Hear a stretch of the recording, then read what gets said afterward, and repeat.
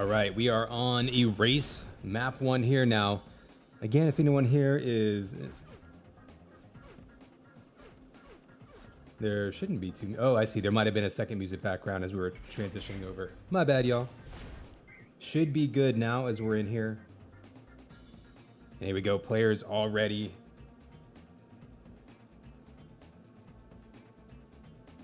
Here we go. Tamerlane versus Last. 3, 2, 1. Man, it's game time, baby. Connex 5 kicking off. Or continuing off. Week 6 of UTPL Season 3. Here we got SOW versus Mesa, mixing it up. Again, Mesa scheduled for a doubleheader today. The second one against Shooksters might be rescheduled. We'll bring you some more info as we get it, but SOW definitely ready to play them. Oh, and right off the bat, a headshot by Tamerlane. Puts him down early on. Gives him the 100 armor and the upper hand as we get started here.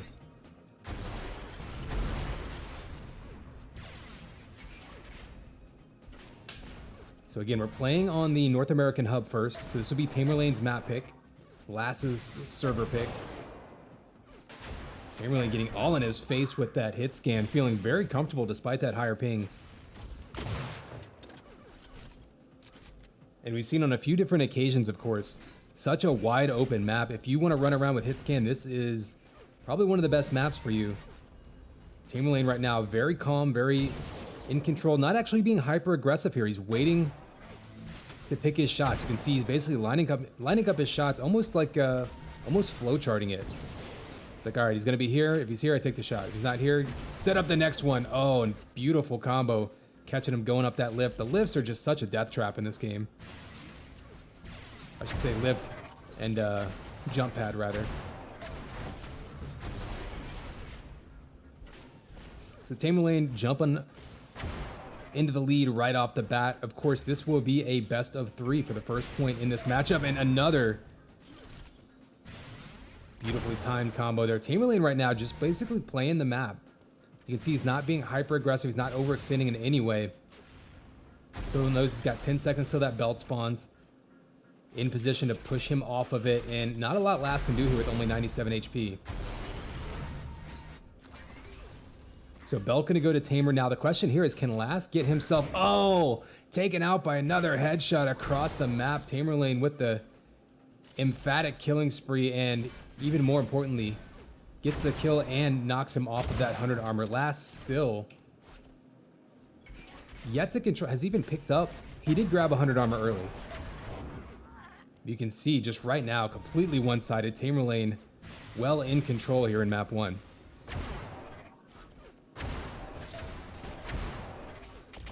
Last at this point, just trying to keep his head tied to his body for at least a couple minutes. Not a bad idea with the flak ball there. You can see Tamerlane not only just running the map for armors, but also keeping all of those health files in his possession, constantly cycling through to pick those up. We've seen a lot of good players that will do that and essentially double their health. So not only is he working with 150 armor much of the time because of that shield belt, I mean, he's already got 150 now HP, upwards of 170 before, and again, that's just that much more damage Last is going to have to try to put on him to take any control back in this match. Oh, and Last turned his back to Tamer. It's actually one of the more aggressive moves. I know it was kind of subtle, but he's largely just been cutting off Last, waiting for him to fall into his crosshair. Very, very methodical. I think that's the first time he'd really chased him necessarily. But right there, stays on top of him. Easy rocket from above.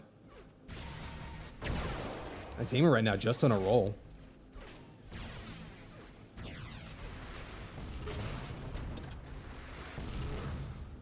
Nice double dodge there by Last to try to bait him one direction, but again, Tamer, ooh, couple of close rockets. There's one that smacks him down, and Last goes down to Tamerlane, but he does break him down to 1 armor and just a little bit of extra health.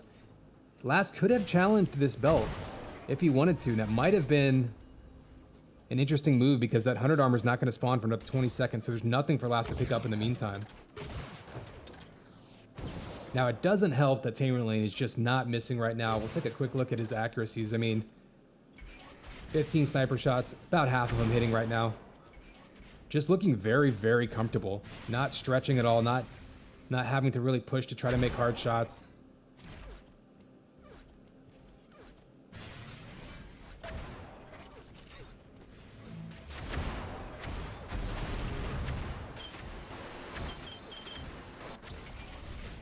Nice escape there by Last. Of course, he's still going to be vulnerable.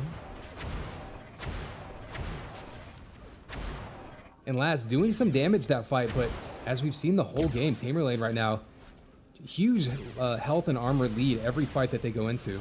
Oh, Last being aggressive with the rockets, getting in his face. Might earn himself a belt. He definitely gets the kill. Ends a spree, has the belt in his hands. We're only about halfway through this one, so a big 8-frag lead by Tamer to open it up. Looked very, very solid, but Last has fought himself right, back into control. Pretty much 50-50 at this point. Oh, and Tamerlane with the follow-up kill. And there's the concession. Last actually had a moment there. He broke control. He had a chance to fight his way back in. Finally grabbed a shield belt, but just too much. Tamer answers right back with a double kill. So map 1 down, going to Tamer. Of course, this is going to be best of 3. We'll have Last's map pick on Tamer's server pick coming up next. Just going to give them a moment to shift servers.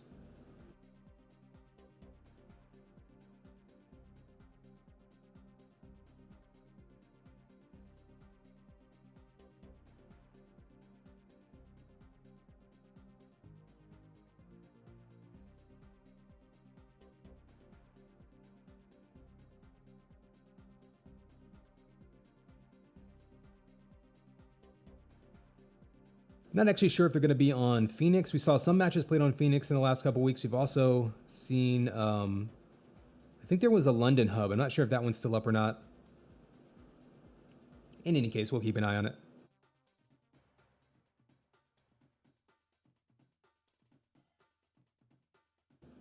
So Tamerlane taking map 1, and Tamer, one of those players that I feel like has been incredibly dangerous the last couple seasons. Like someone who has pushed pretty much, even any maps he's even lost. He's definitely shown that he can push anyone to the brink. Last, another player too, I think is still kind of getting used to Duel in this game. I know he played a ton of Duel in 2K4. I mean, kind of a dangerous player. Like he's another one that can kind of surprise players. So interesting to see what happens on these two in different maps.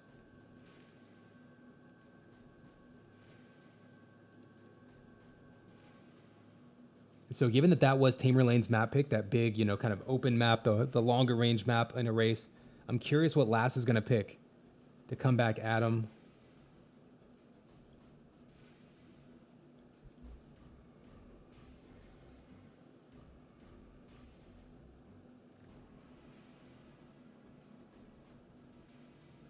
London is up. Oh, looks like they're on Deep. Okay, that's an interesting pick.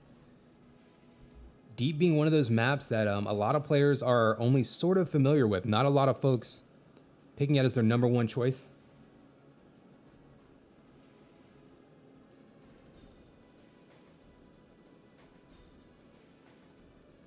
So very curious to find out if Last has been specifically training on this map. This is one of those maps where there's a lot of map knowledge can come into play.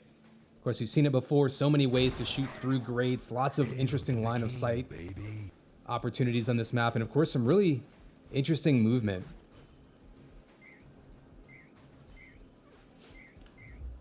All right, players aren't wasting any time getting us caught back up into this match. And here we go. They are readied up. Map 2 will be Deep. Remember, Tamerlane took map 1. So we'll find out what happens here. 3, 2, 1. Man, it's game time, baby. Connex 5 jumping already into map 2 between Tamerlane and Last. Tamer up 1 map to nothing. Last trying to send it to a tiebreaker. Remember, Mesa's got a double header today, so a really big opportunity for them to put a ton of points on the board. SOW, of course, just kind of in the middle of the pack, but really an opportunity for them to push towards the top of the pack. They can put some points on the board for their team. So a very important kind of measuring stick opportunity for both of these teams here today. Oh, Last with a respawn right in front of Tamer. Tamer took damage in that fight, but survived just enough to take that fight and take back control of the map and really never relinquish it. Pretty much, oh, and another headshot. This is the third headshot of the matchup already. And keep in mind, map 1 ended after about 5 minutes. The Tamerlane right now continues to just be on fire. Very comfortable with his control, with his aim, I should say. And of course, his control of the map. And then the big flat primary. I feel like what Last needs to do is somehow make Tamerlane uncomfortable. We see him running the map very methodical. Most of the shots he's taking are predicted. He's getting his crosshair where he wants it to be ahead of time. He's not having to like twitch react to anything. Last's only opportunity here might be to close that gap and get in his face. Tamerlane with a turnaround sniper shot, just looking very, very under control right now.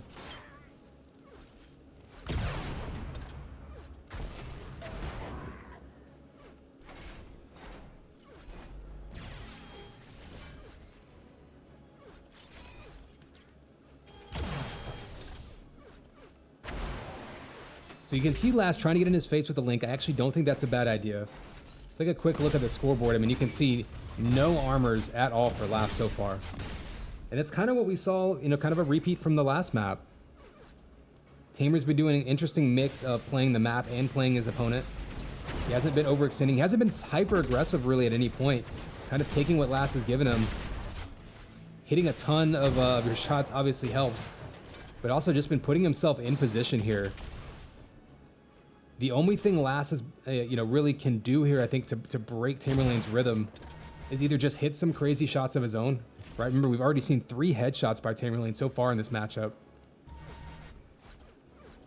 Or get in his face. Just make him uncomfortable. Because right now, Tamer is feeling like there's no pressure on him, especially now being up 6 early on in this one. He's sort of on cruise control, it feels like. He's basically just flow charting his matches. Shoot here, run here, aim here, shoot there. And hasn't had to scramble yet. Has only died 1 time so far in this matchup. So obviously credit to Tamer. But it also gives him so much confidence, right? Running into every fight with double the health, double the armor. He can pretty much just pick his fights and do what he wants. Last might need to catch him. There's a couple shots right there. He does go down, but Tamerlane down to 61 HP. I think this is as weak as he's been since the opening fight. Oh, and that flat ball actually doing some work, taking him down to 46. And this is kind of what we needed to see from Last. So there's so many angles to hit people from in this map.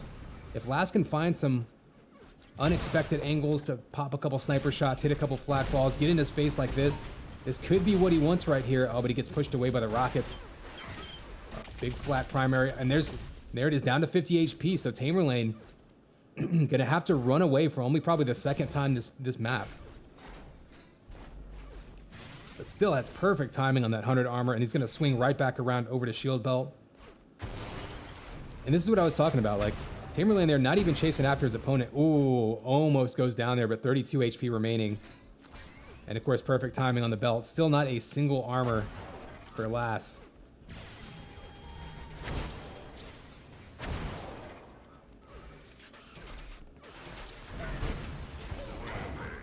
And there's the rampage. So halfway into this one, still all Tamerlane. And you can see Last actually doing a lot more damage this game. Oh, compared to the last one, there's a nice rocket that he smacks him in the face with. Those are the kind of shots we needed to see him hitting, you know. Make Tamerlane eat some damage so he's coming into fights with a little bit closer to even health and armor. But turns the corner, gets the kill there. And this one just continuing to roll for Tamer.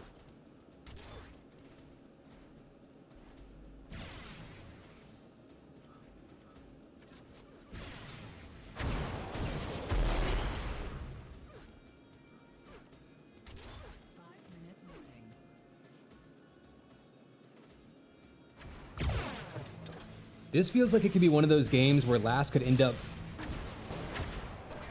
doing significantly more damage and still end up losing just because of the way Tamer's playing right now. I mean, there was about a 200 damage difference last time we looked. It's gonna be a little bit more now, I think, but you know, Last did damage in that fight. He's done damage in a couple of fights now.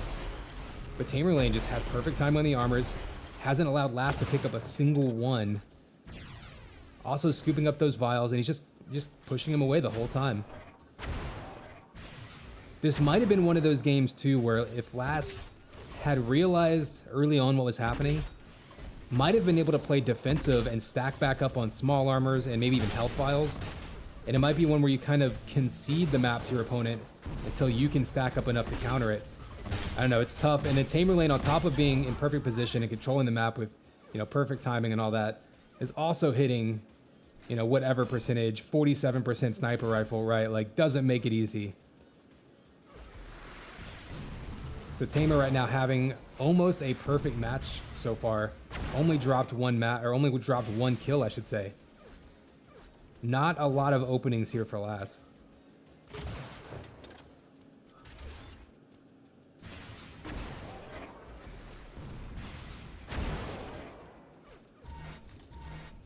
So kind of curious. Looks like this one's going to be pretty one-sided. So interesting to see what Twitch chat thinks. So what map do you think would have been a good pick? I mean, just based on their two playstyles here and what I'm seeing, I actually think something like Leah, again, based solely on what I'm seeing right now, would have allowed Lass to turn it into a little bit messier of a fight. Lass going in here with 5 HP, pretty much out of time at this point, so no choices. One sniper shot would take out Tamer, but you see Tamer backing up. Oh, in midair, that was a dangerous move. And he's actually a little bit off his timing. So, oh, and he catches him. Those health packs are such a death trap in this map. If your opponent knows you're going there. Lass just trying to get on the board. I think that's all Lass wants here. I think he just wants 1 point. And there it is. Finally gets the point. He might go ahead and concede after his next death. Sometimes just to prove a point, you just want to get that 1 point.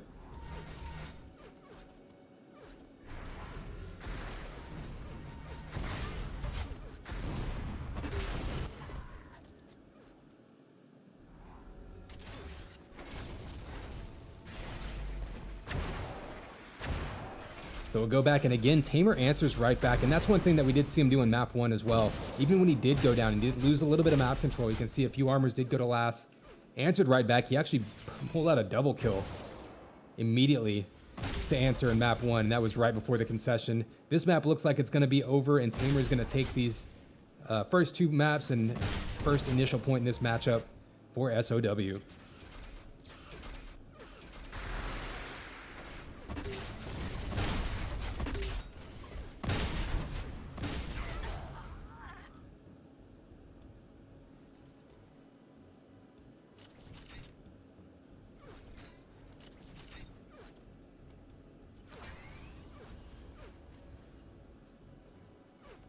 All right, last 90 seconds.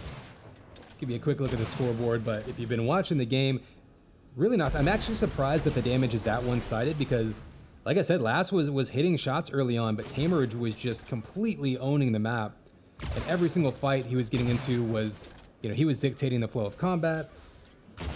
He was getting every shot he wanted. He was picking up every armor and all of the health and everything. So, like, never didn't have the advantage.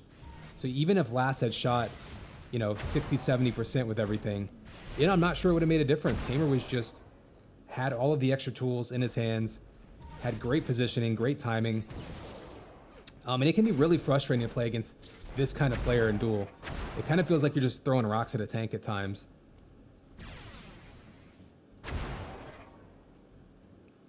But this is an interesting one to look back on and learn from. We've definitely seen people play like Tamer is today and lose as well. It can happen. I just think it requires a very specific set of strategies to overcome, especially when they're combining that discipline and that positioning with the kind of aim Tamerlane has had today. And shots like that, right? You get him on the ropes and he just drops a flak ball down your throat and back over to the 100 armor, answers with a headshot. And that's just the way today has been going for Tamerlane.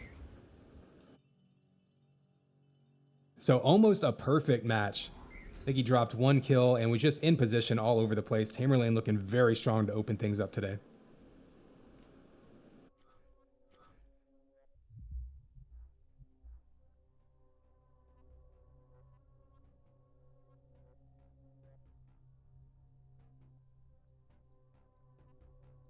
Okay, so it is official. Mesa versus Shookster is going to go ahead and reschedule their match that was going to happen after this current one till next week. So very short play week today. We've got the rest of this matchup, and then we'll go ahead and call it. So if you're in the U.S., you can continue blowing things up and cooking things over fire, and I don't know, whatever else you're doing. If you're not in the US, I mean, you can do the same thing. If anybody asks you why, just say it's the 4th of July, obviously. 4th of July weekend, rather. It might still be the 4th of July somewhere. Way, way out west, right?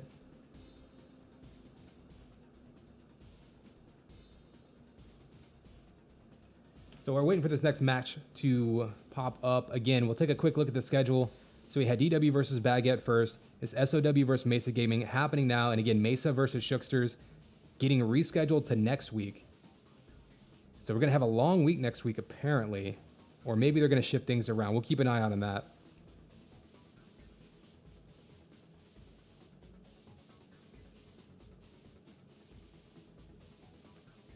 So yeah, quick day here today. SOW versus Mason. We've already got one duel in the bag. Stand by. We're going to figure out if we're going to play another duel next. I do see a game up, so we might just go ahead and knock out the duels and then go into TDM from there.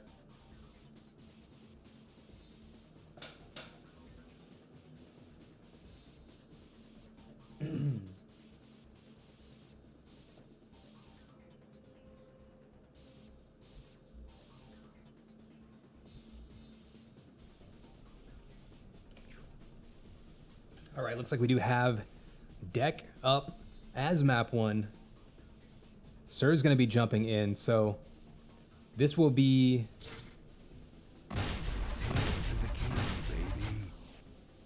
This will be Sir's server, so that'll be Dion's map.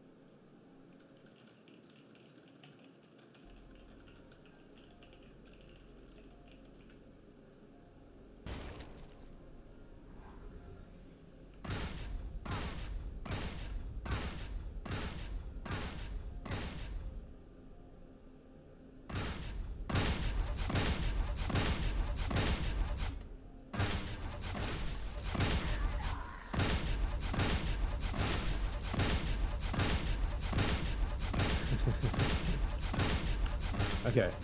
Trying to switch away from the bot. Come on. Huh. Interesting. Not letting me switch. Well, we've got Sir in the game now. Dion just left. I'm not sure. There we go.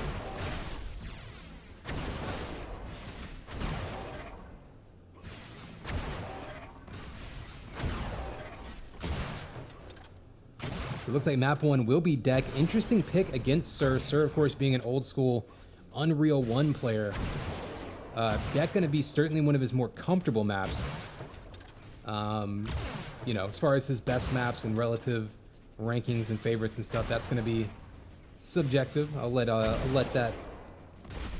you decide that, the viewer at home.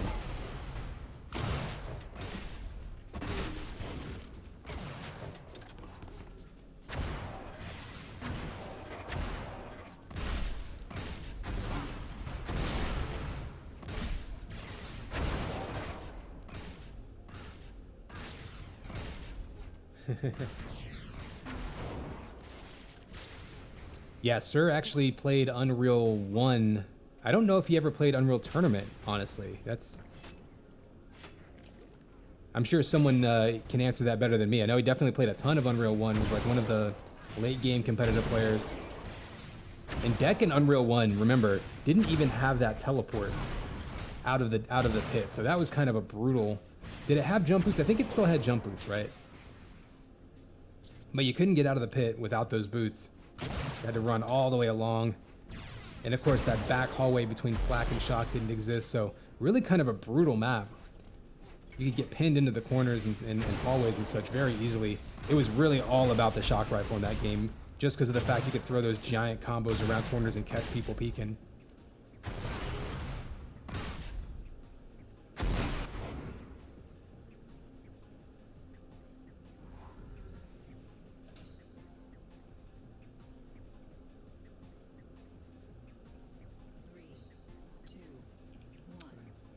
Okay, it looks like they maybe had to rehost, so we'll jump into that.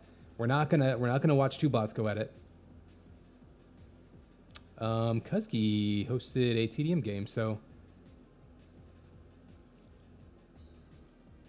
someone will be playing something soon. I'm fairly positive of that.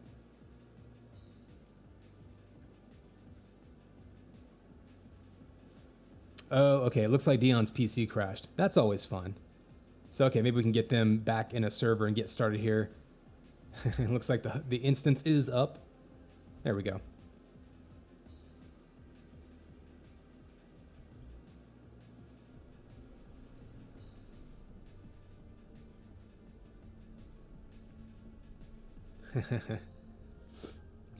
We could do that sometime. Maybe next year for April 1st, we'll have an all AI bots duel tournament or something.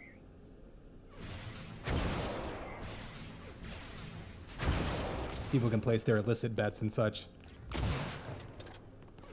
I would actually be better at predicting UT99 bots than I would this game. I remember actually noticing, because back then pubs played with bots, right? Like, if there was only 5 people around, you might jump into a server and there might be 4 bots and, you know, 5 players that you might be playing with.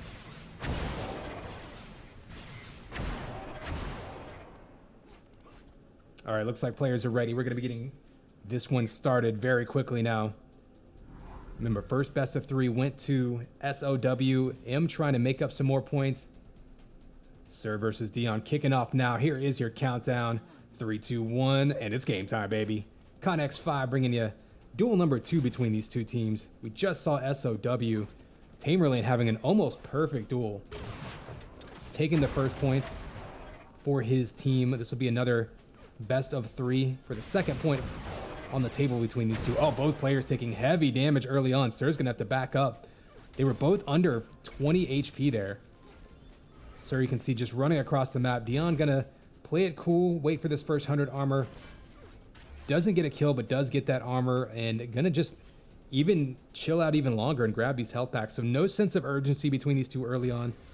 Sir will grab the 50 and the shock rifle across the map. Dion will pick up some health files if they respawn. There we go. And they'll probably reconvene in mid. Who's going to get the first shot off here? Remember, Sir not even back up to 100 HP. It has to be careful. Big combo around the corner. Those are the kind of shots. Oh, and Sir backs up into the goo rather than going up the ramp. A little discombobulation there. Oh, and Dion almost answers right back, jumping into the goo himself. Did survive. Combos going back and forth, but Dion here managing to come away with a little bit of armor and maybe gonna just go chase after Sir. I thought maybe Dion was gonna go for the jump boots. Instead wants to try to push Sir off of that 100 armor. Doesn't spawn again anytime soon. I think Sir managed to pick it up. Oh, the mid-air rocket misses and Dion damages himself. Gonna have to hide in the corner for a bit to grab. There's the mid-air rocket. Both players now hyper weak again, and Sir saves himself with a close range shock, facing off against that link. Would have gone down if he didn't hit that shot. So clutch aim there by Sir. Nice patience. Still only 33 HP though, and that's a very dangerous spot to be waiting for health. If Dion wanted, he could have chased him down, thrown a rocket or something right down into those health packs.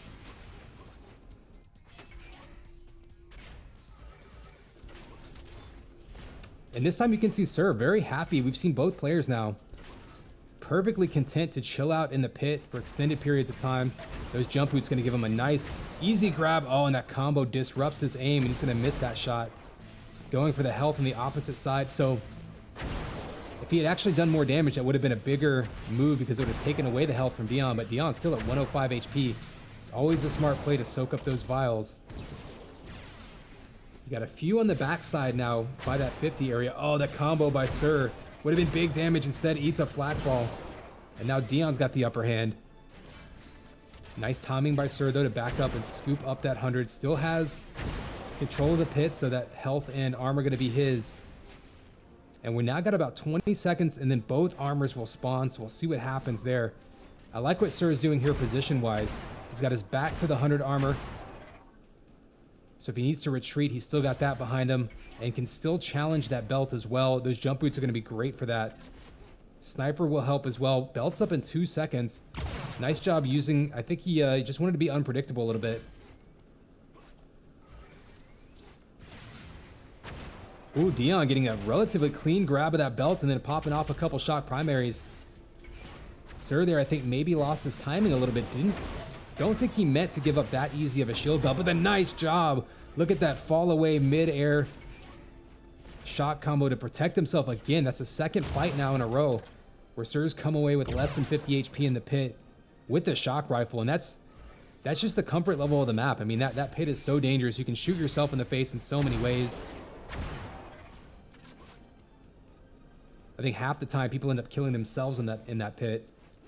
So especially to roll around with the shock rifle just gives you an idea of how much he's played this map. I mean, this was Dion's map pick. Did start off with a lead.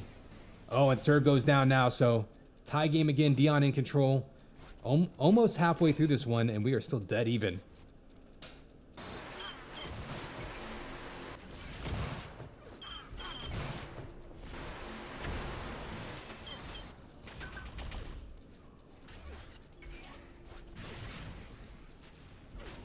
So again, you see Sir, ooh, being hyper aggressive there. You saw him escape with 15 HP, decided to go for it all.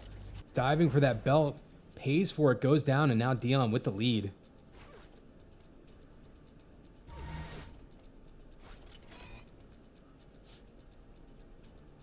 So keep that in mind. Around that corner where we just saw, Dion picked up those health vials. I think there's, what, 9 or 10 between, within about 5-10 steps of each other. You pick up a couple rounds of those, and you can really help build a health lead on your opponent or help negate an armor lead. So that can really come into play as these two are jockeying back and forth, trying to control the map. No one able to really assert a huge amount of control. They're kind of trading armors back and forth, combos back and forth, down to 9 HP, and Sir plucks him out of the air. If someone wants to go back and check the replay of that from Sir's perspective, that might have been more really impressive shock rifle work in the pit. Looked like he comboed him twice back and forth and then punched him out of the sky with that shock primary. Nice display. And so far, every kill Sir has gotten has been shot combo battles in the pit. Ooh, missing that jump. Not too bad. Has the jump boots. Nice use of them popping off the wall against maintaining his speed in midair and being a very difficult target to track. Both armors going to Sir, and this could be his opportunity to really try to break this one open. We've seen them trade back and forth, but now he's got plenty of shock ammo, plenty of sniper ammo, jump boots, and armor. Oh no, jump boots aren't going to spawn for 2 more seconds. Well, I think now he'll have jump boots. There we go. So he can really do whatever he wants here. We still got 10 seconds till the 100 armor comes back. Looks like he's just going to try to bait Dion into chasing him down, not wanting to give up any control of that pit area. Belt's not for 20 more seconds. Oh, Dion with the ambush doesn't work out. Sir doesn't have any close range weapons, but he's going to hit 3 shocks in a row. Send him back on the retreat. Oh, that turning the corner with that sniper rifle would have gotten him a kill if he could connect. Couldn't do it. Going to try to cut him off. The thing is, you're going to hear those jump boots, so Sir kind of outed himself there. Dion knew exactly what he was going to do. Belt is up. Those jump boots again. Such a strategic asset. Almost had the flying combo lined up instead. Again in mid-air in the pit. And another kill in the pit with the shock rifle by Sir.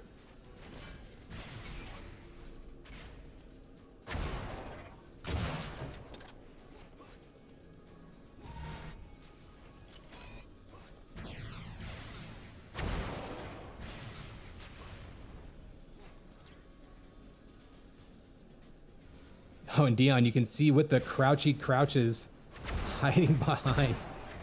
It's only a 1-frag game, while Sir has kind of asserted a bit of control and a couple more shots. Sir's shock right now is just on fire.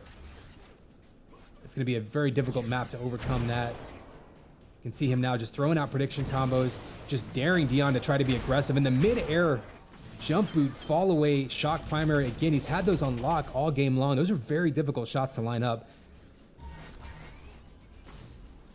Every one you shoot is going to be a little bit different to track. It's not one where you can just kind of aim it ahead of time, like if you're walking forward or something. Oh, the ambush by Sir. Could this pay off? This could be a dangerous move. He could either take a firm lead here or give up a kill and tie it up. Dion with the shock, trying to defend himself. Both players extremely weak. Dion down to 26 HP. One shot could do it, and you saw Sir there. Smart move. All he did was just arc that flak ball right down by the health. Didn't expose himself to being shot at all. He's going to wait for that. So he should have heard that 100 armor taken. So kind of an interesting move there by Sir. He actually gave up that 100 armor. I'm not sure if that was intentional. He definitely wanted those jump boots. And he does have the advantage of the lead. He's still got 10 seconds of the belt spawns. Sir may have lost timing of that belt. I'm not really sure. He kept taking peeks at it and just straight up out shooting Dion that time. Both players exactly 31 HP. Tense moments now. And if you're Dion at some point, you have to take that chance. So we just saw Sir grab that shield belt. Dion's going to grab shock rifle and 100 armor. This is a pretty decent opportunity for Dion. Basically, only needs to hit one more shot. And with a minute left, this is basically where Dion needs to be to try to tie this up. But remember, 4 fights in a row in the pit with the shock rifle is what Sir has done to take the lead back every single one of his kills in the same scenario. He heard him grab those boots. And right now, Sir is perfectly happy to just hang out in his comfort zone. Nice timing of the 100 armor there by Dion, and Dion has to go now. Unfortunately for Dion, 30 seconds left. Sir's going to have the opportunity to try to keep his distance on this map. Only 20 seconds. Dion has to be aggressive. He actually has him right where he wants him. He can pull out the flat cannon. Oh, and Sir hits him with the flak ball and the sniper, and that's going to do it. Nice job with the last minute retreat. And you can see Dion actually doing more overall damage, but Sir absolutely dominant over that pit area. The 100 armors, a couple more belts. But really, like I said, 4 fights in a row where Sir gets away, not necessarily high health, but gets away with the shock kill in the pit as they were toe-to-toe. Mind you, Sir, of course, starting off -1, so broke through that barrier. Sometimes that can be kind of a mental blocker, but came back, took map 1. Remember, that was Dion's map pick. It was on Sir's server, though, so it might have even been a counter pick, right? That could have been one where Dion said, look, Sir's going to pick this map anyway. Probably has an advantage on me against me on it. Why don't I pick it? Get that one knocked out with him having the ping advantage. Then that'll give me an opportunity to play him on some other map of Sir's determination on my server, and I think I have better odds. Sometimes a kind of a counter pick situation that some people think about. Looks like London might be the hub. Yeah, looks like they're joining up on London, so should be getting map 2 kicked off here shortly.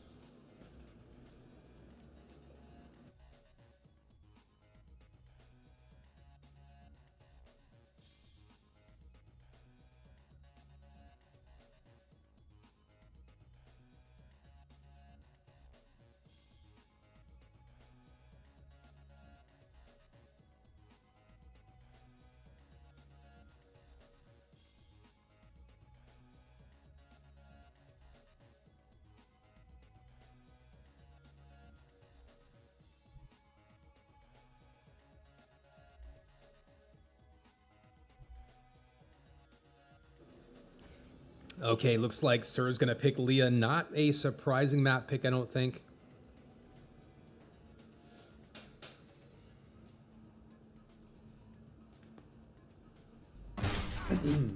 Hail to the king. That said, this is a very different type of map. Now, I do think Sir's biggest advantage in general, his skills, just skill set wise, is that mid-range game, that prediction game. We saw him with the shock rifle almost exclusively that game. That's definitely where his strength is. Not with shock primary, kind of the long range games you sometimes see played on deck, but that mid-range, the combos, the close range primaries, he wants to make it a bit of a scramble and outfight you at that range. And this is a map you can definitely do that on, although I think if Dion can turn it into an even closer range game, right? Make it about rockets, make it about flak. might be a good opportunity. We've seen some players that can keep their opponents at bay at this map and make it a real, like, a longer range kind of chipping and chipping away kind of game. That's really difficult on this map in particular. It requires a ton of discipline and a lot of prediction. But we have seen it happen, so that's something Dion could also look at, just strategically.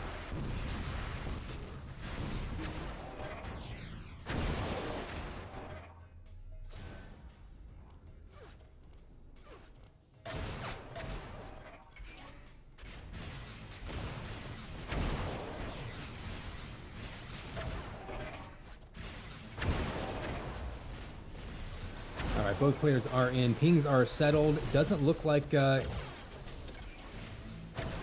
it's too bad of a disparity. They might need a little bit of time to adjust. Of course, anytime you're changing server locations, sometimes you want to adjust to the new ping. Dion didn't look like he was having a whole lot of trouble with his ping in map 1. Certainly out-damaged Sir, but Sir with a great position and the clutch shots in the pit. Won him those 4 fights in a row, took map 1. Now Dion tries to answer back in map 2. Here is your countdown. 3, 2, 1. Man, it's game time, baby. Connex 5 bringing you map 2 between Sir and Dion. Sir up 1 map to nothing. We saw him take deck. This will be Sir's map pick, though Dion's server choice.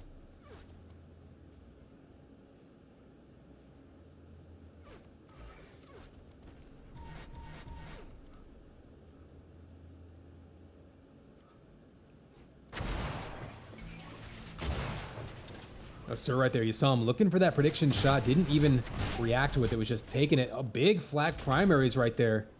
I don't know, if that were me, the flat primaries would have just flown in a circle. Would have been like the Red Sea parting around my opponent. Instead, pretty nice damage to turn Dion away, and then he cuts him off. So Dion right now scrambling for health. Sir's going to be in control of the map early on, but can he turn it into a kill? We saw what Dion was looking at there. We'll go back to Dion's perspective, trying to push him off. 2 quick 3 shock primaries, and that looked a lot like what Sir was doing to him in the pit on deck.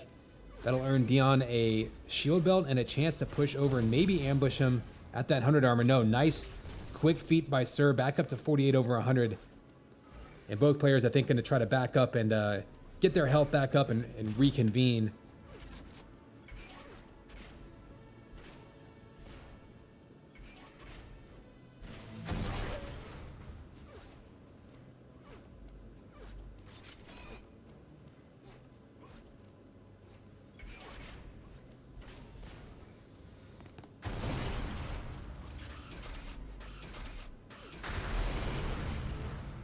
So Dion right now, I would say Dion is has a little bit more control in this map just from having that shield belt in his possession. He's soaking up some vials. Again, a smart move on any map. Sometimes get forgotten. This one in particular, especially that back ramp area. Got a lot of health on the table there. Oh, big combo and a rocket. Answering back, but it looks like Dion going to be on the run with 44 HP. Sir on the rundown. You can see that sniper shot coming out, and I was about to say the belt was still up. Was curious if Dion would try to sneak around and grab it. Goes down, does grab the 100 armor. Sir might still try to chase him down and get another kill off of it though, because he knows that Dion's not going to have any weapons.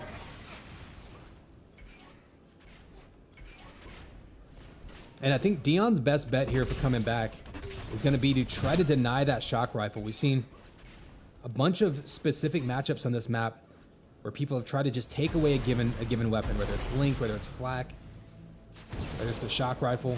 If Dion can keep Sir off the shock, that may be his best bet. There's a big combo around the corner. Now Sir's going to be running away. We'll go on board with Dion with an opportunity to perhaps track him down. At the very least, can maybe use that health advantage to push him off of this belt. But last time we saw Sir come through with a big shock combo to push him off. Another one almost. In this case, though, Dion is going to get this belt. Sir's going to run back and maybe try to get to that 100 armor. Hasn't spawned yet, though, so this is going to give Dion a chance to push him off it. And that was a big grab there. Now Sir has no armor, eating tons of Link damage, 14 HP. Oh, there's the chase down. Nice patience there. So you saw Dion just waiting to hear something, not betting all his chips on left or right. Waited to hear Sir make a move, then chase down, got the kill. It's so difficult to get away from Link Gun in this map. Unfortunately for Dion, that health is gone, so another big combo by Sir gonna take him down.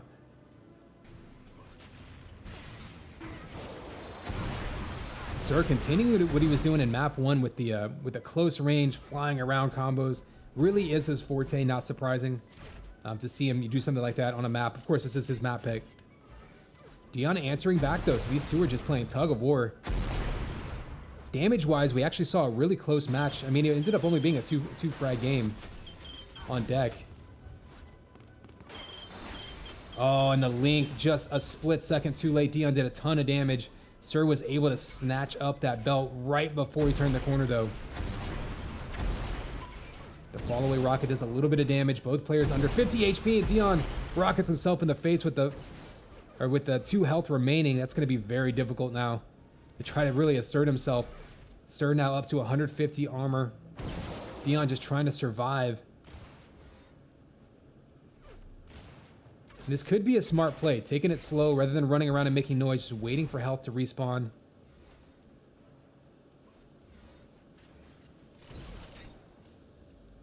So we might see Dion actually concede this next 100 armor in order to grab a 50 and maybe get in position. So this could be a situation where he can use those rockets to zone Sir out of the belt area. It's up in 7 seconds. Sir's down below it, going to be throwing combos around. There's a close range rockets. He gets in behind him. Oh, nice move, jumping him or popping him up over top with the wall jump. And now Dion able to grab that belt. Sir down to 52 HP. That was a huge risk by Dion there, but he got right in behind Sir. Perfect timing on the ambush. Only 47 HP left from that, but Sir now down to 0 armor. Sorry, 47 armor left. And the close range Link gonna try to get the chase down. Sir again down to 12 HP, dives back into him. Risky play there by Sir. Not sure if he was looking for the headshot or what, but gives up the lead, diving right back into that Link gun. And Dion now with the first real ability to assert himself this match. Maybe try to push this lead. Sir coming around the corner with that flak. That's going to turn him away a bit. One big flak primary. Could be a problem, but big sniper shot. Looks to follow it up with Link. Ooh, had him lined up and couldn't quite hit it. We do have 3 seconds till the belt spawns, and here's the question. In the midst of all that fighting, who kept exact timing of that belt? It's up right now. Neither player on top of it. Sir getting a little bit late. I think he decided to go grab that 100 armor first and didn't realize how long it would take him to get back. Now here's a chance for Dion to get a shock rifle in his hands. Maybe ambush him with Link. There's the Link ambush right in his face, melting him. Flak comes out to push him away, so smart play by Sir, but he dives into Link again, and this time he gets the flak primary. Dion gets the kill, but down to 14 HP. How many times have we seen both these players down to less than 15 health? Back and forth in this game. Dion right now just trying to survive. Has perfect time with 100, and that could be a bit of a misstep there by Sir. Had Dion down to 14 HP. Dion able to grab that 100 armor completely uncontested.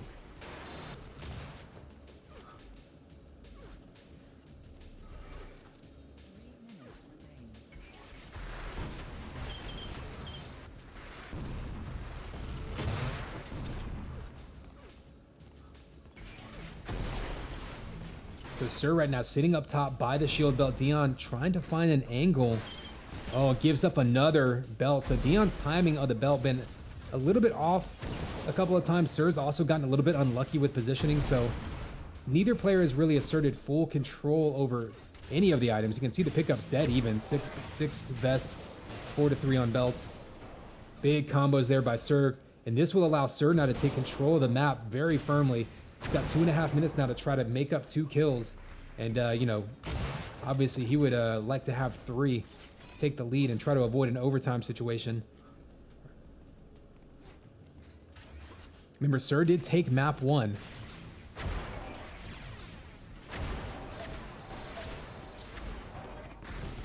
Oh, the big flak comes out.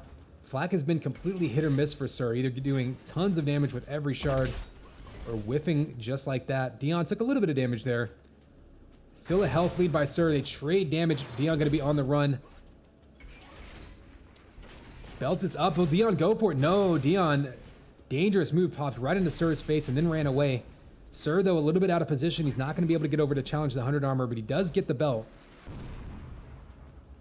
And there will be one belt left in this game as well, so that could come into play here.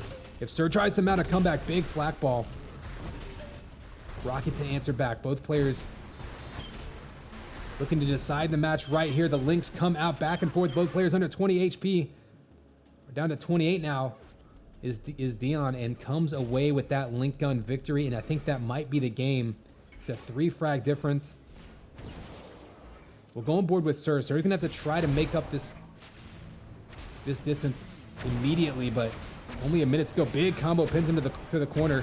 Unfortunately, doesn't hit the follow-up. Dion on a killing spree. I think that's gonna do it. So there we go. Each player. And look at this, another one where Sir this time out damaging Dion by 400 points. Actually, almost 500 points. So 2 maps in a row where the player who wins does less damage.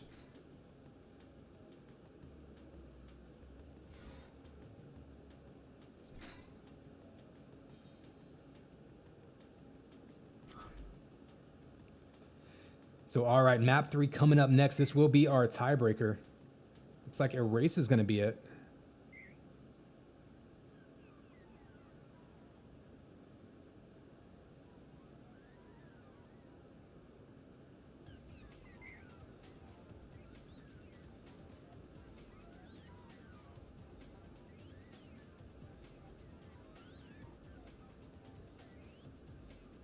Okay, it looks like they're confirming with admins how to determine where to host this tiebreaker.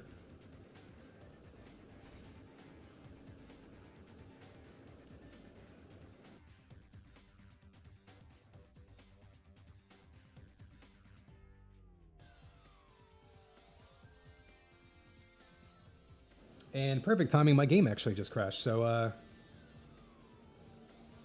give you a quick look at the brackets while I'm getting that back up and running.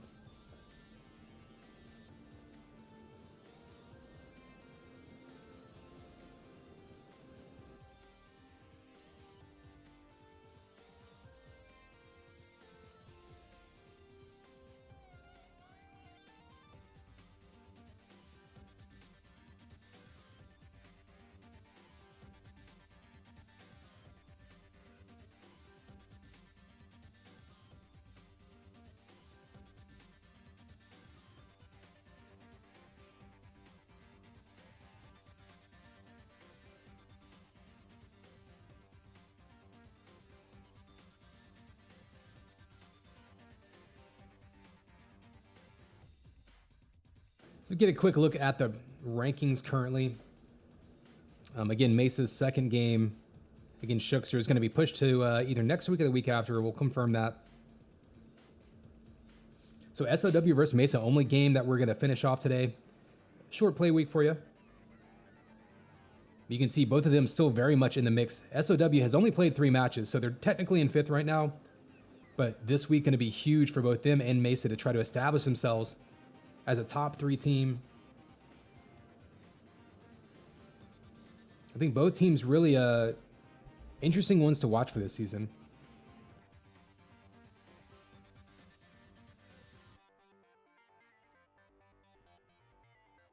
Okay, looks like the players are on a race back in London, so we'll jump in there and join them.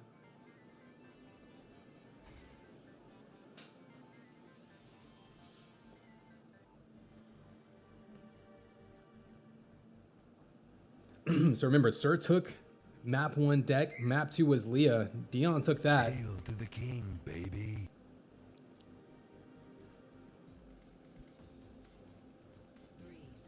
Players are already ready. Here's a countdown. 3, 2, 1. And it's game time, baby. Con X5. Ooh, fast and furious. Both players trying to spawn near the shock rifle. Works out well for Dion, who somehow gets away unscathed. Picked up the health bubbles, back up to 100 HP. On the hunt, looking for another kill. Right off the bat, there's another shot.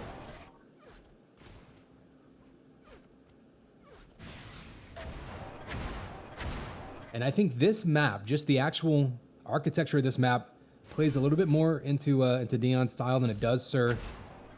Sir, I think, is going to have to switch to a little more sniper in this map. And it's not to say that he's not a good sniper, but that's less of a competitive advantage. I think he can be really streaky with sniper, and he can just hit shot after shot after shot. Or he can sometimes miss some that he shouldn't. You know, it's kind of a, you know, kind of like a feast or famine situation. Dion there, nice positioning with that link gun, gets right in his face.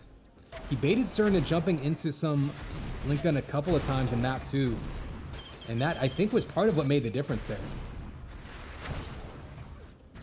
But we've had 2 maps that were dead even. In fact, both maps, the loser did more damage than the winner. If I'm not mistaken, so. Kind of a textbook example of map control going on between these two in the first 2 maps. Interesting to see what happens here. Sir right now gonna dive in and eat some more link gun. And Dion right now doing exactly what he needs to do to assert early control of this map. Just try to get on top of the resources and keep Sir scrambling. Oh, looking for the headshot there. Doesn't get it, gives up the 100 armor, so that could be a big grab for Sir. All of a sudden doubles his health and armor stack. And eats into Dion's with a couple of shots there. Both players answering with the long range shock primary shots. That 50 armor could actually be huge for Dion here. If they get into a fight over the bell, but Dion shows up a little late. Big damage coming out back and forth, and he ends up getting the kill. So Dion did make a difference. That 50 armor coming up huge, giving him just enough of an ability to tank that damage. Down to 10 HP though. Sir going to be on the hunt now. Sir earns himself 100 and the kill. Dion decided to go for that health. Very risky play. And of course this map, the spawns can be so predictable. 1 kill can turn into 2 or 3 instantly.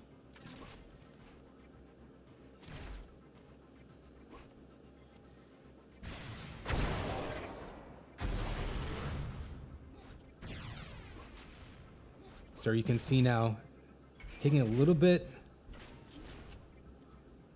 of control of the map, trying to find where Dion's hiding, listening for any kind of grabs, pickups. He goes for the armor, looks for the 50. Dion looks like he's just hanging out, waiting for that belt to spawn. Just setting up an ambush and manages to grab it. So Dion, with a huge risk, basically gave up like 20 seconds of the game just to grab that belt. It pays off.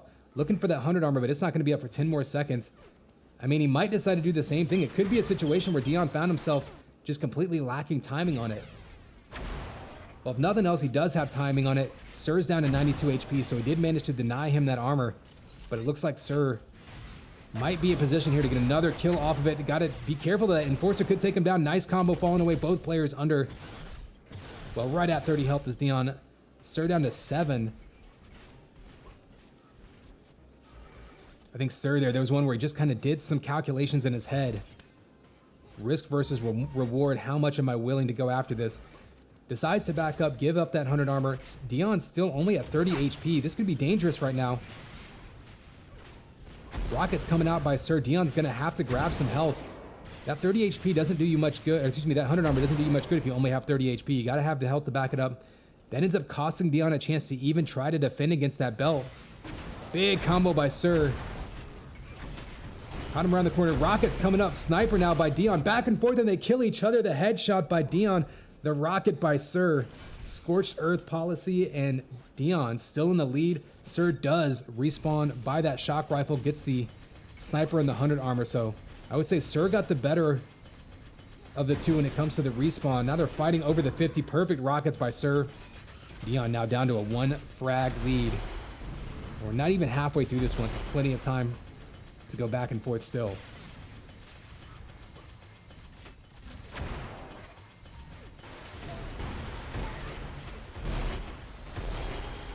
Oh, both players under 35 HP yet again. These two have just been beating each other up.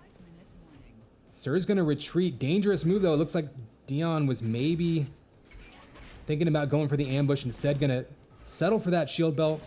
Only 42 HP on top of it, though, so Sir looking for the combo, catches him around the corner, and the rocket. Nice ambush by Sir, getting tons of damage.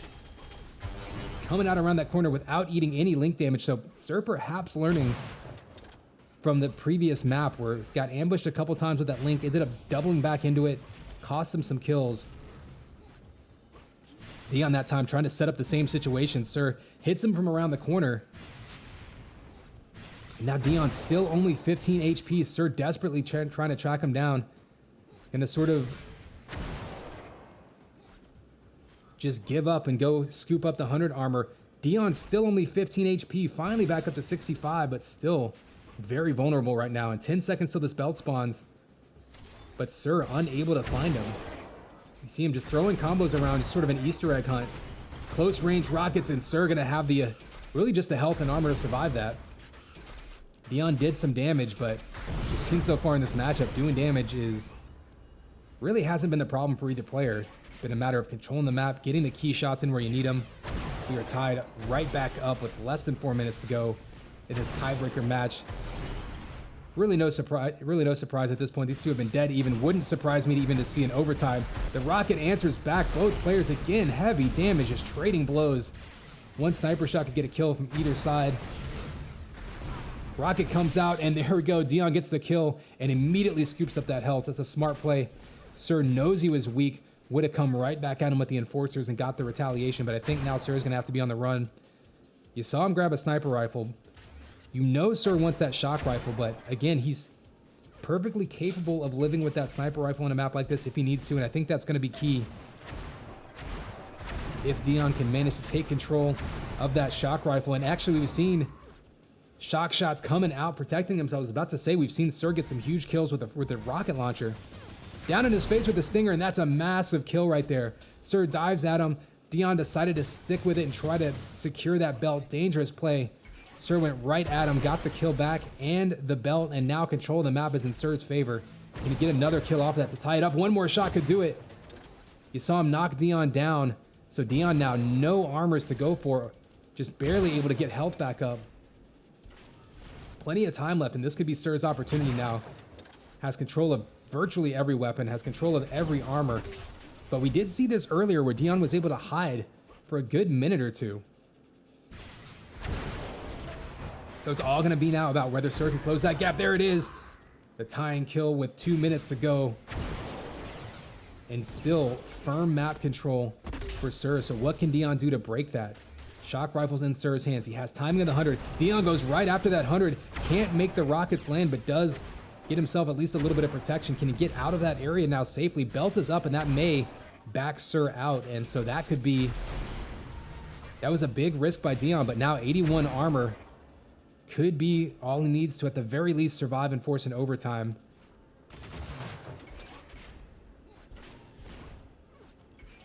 Actually has a bit of a health and armor lead over Sir, though. I think Sir has the advantage in the full array of weapons that he has, so we can kind of dictate the combat. I don't know if Dion was ever able to scoop up a shock rifle. Looks like only rockets and sniper. It's enough to work with, but lack of a shock rifle going to hurt Dion. Big rocket. Some initial damage there. Both players even on armor. A little bit more health for Sir. And if Sir can get one more shot off at some point, and that was a big sniper rifle by Dion. If Sir can get a comfortable health and armor advantage, he might go all in to try to end this one. Oh, but Sir with another jump directly into a sniper rifle, and Dion, nice patience right there. And another one, this could be Dion's opportunity to close it out. Less than a minute to go. Sir down to 50 HP. Dion up top and gives up the belt and dives down. Another risky play. These two living on the edge against each other. But Dion knows Sir is going to be back up to 100 HP and has that belt. This could be Sir's chance now. Dion down to 24 HP. Just trading opportunities, and there's the fall away sniper. Takes the lead with 25 seconds left to go. And all Sir has to do now is survive. You can see him kind of pulling the same move Dion did earlier in the game. Using that lift as an escape point, hiding behind the corner. Dion going to really have his work cut out for him. 10 seconds left to go. He's going to grab that 100 armor, but I think it's going to be difficult for him to close this gap. 3, 2, 1, and that will do it. So a wild one back and forth between these two. And again, Dion this time with 700 more damage and still loses.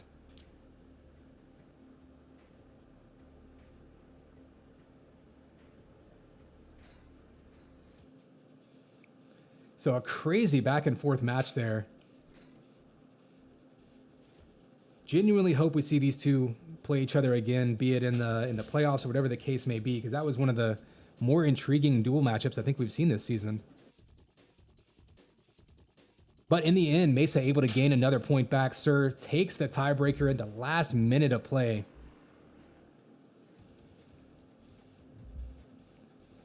So great games there. We are tied up 1-1 in the rankings. We are now moving on to the team deathmatch portion. Not sure if we're going to go to 2v2 first or to 4v4. But going to take a quick water break and we'll let these teams get that server set up. And I do see a match up, so we might be jumping into this one very quickly. So stick around and we'll be back in action in just a couple minutes.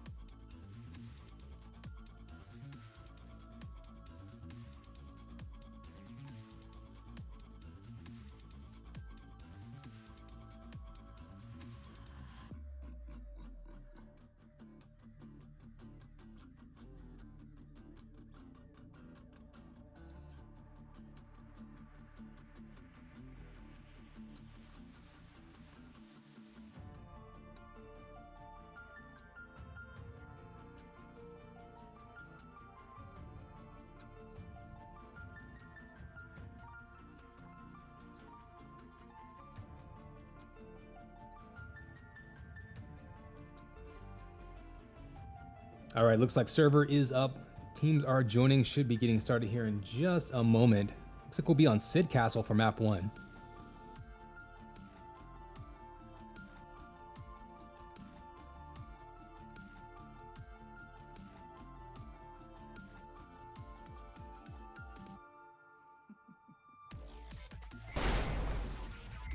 Hail to the king, baby.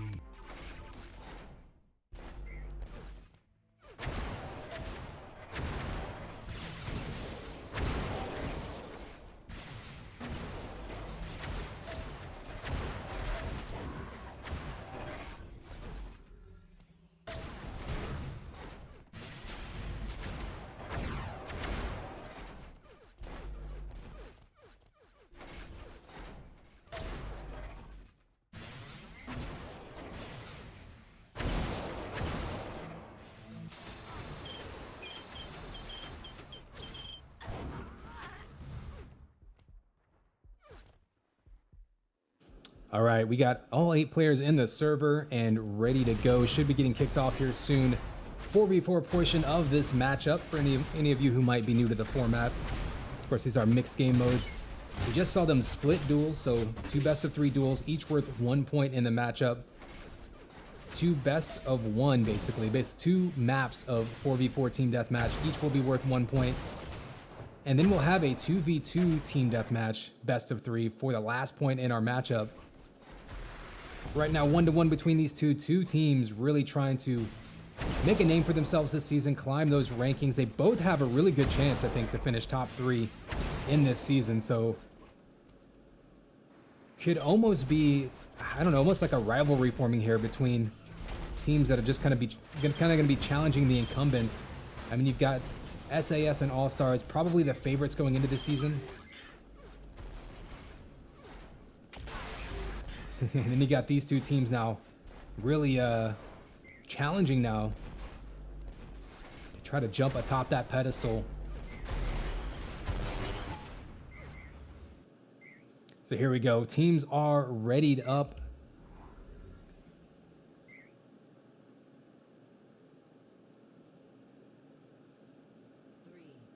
Here is your countdown. 3, 2, 1.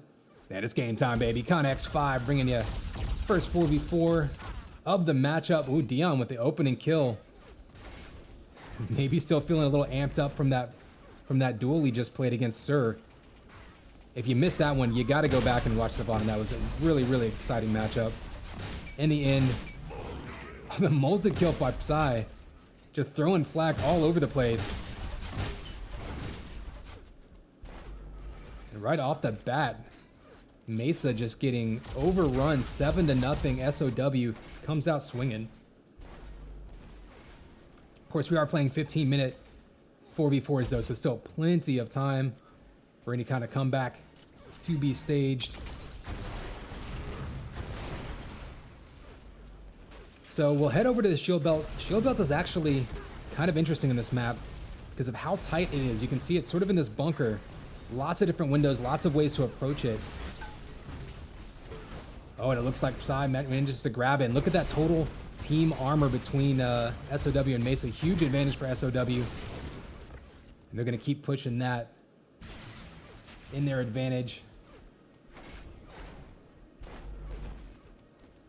So what it looks like we're seeing here, we're going to take a quick look at maybe some of the strategy. SOW, you saw them hanging out by the shock rifle. We'll often see teams rotate players through. You've got Vials and Shock over there.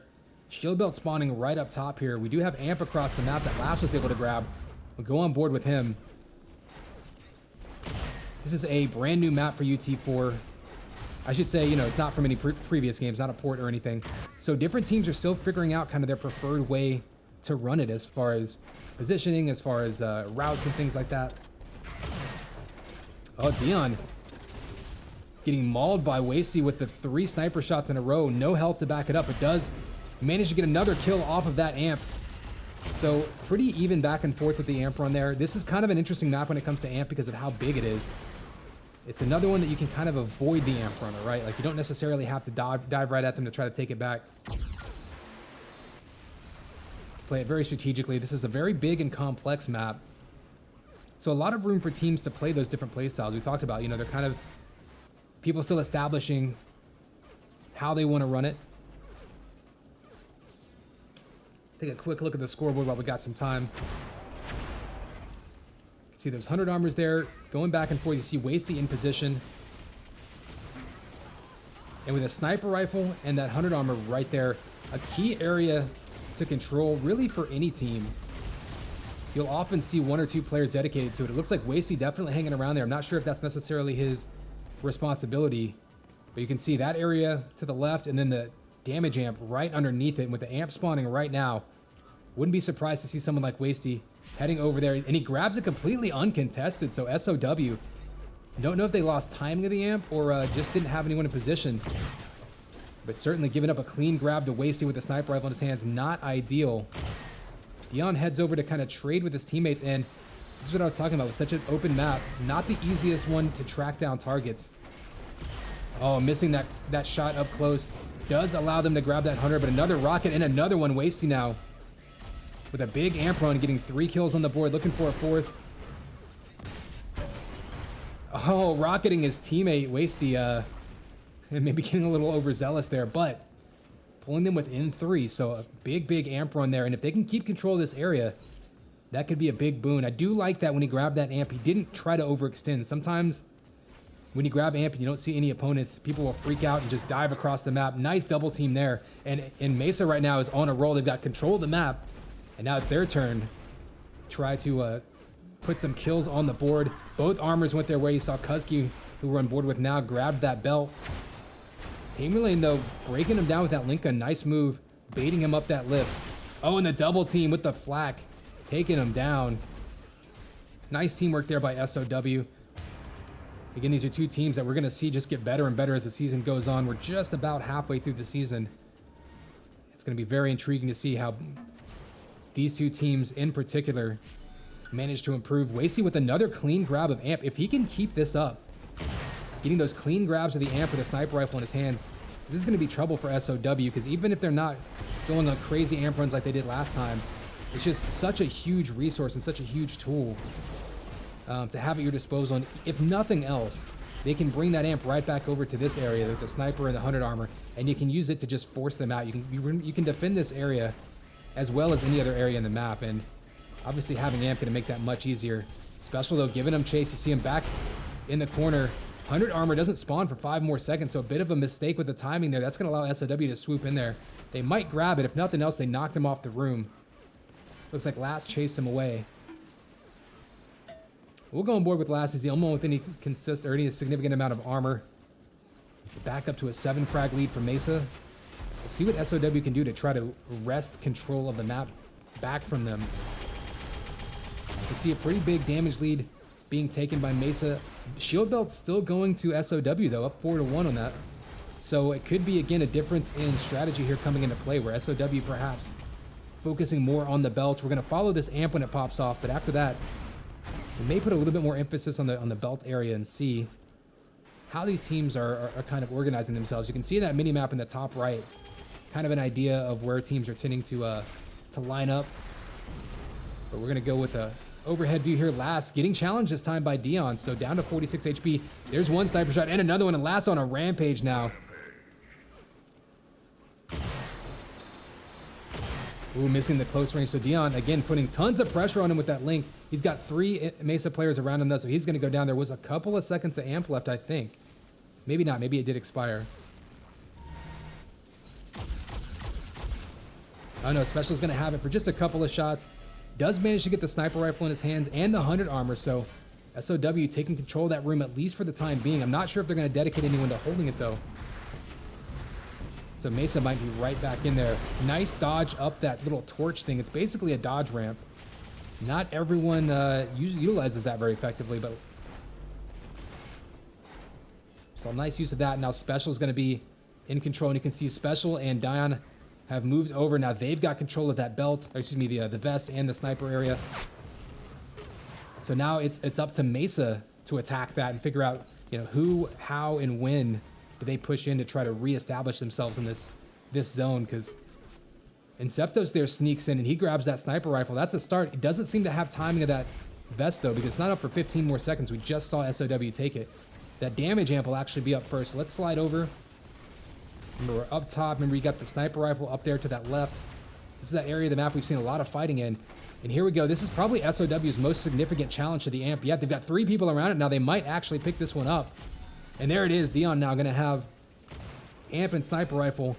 And this could be a big opportunity. SOW pulled back within 1 after taking control of that area. Can they take the lead back with this amp?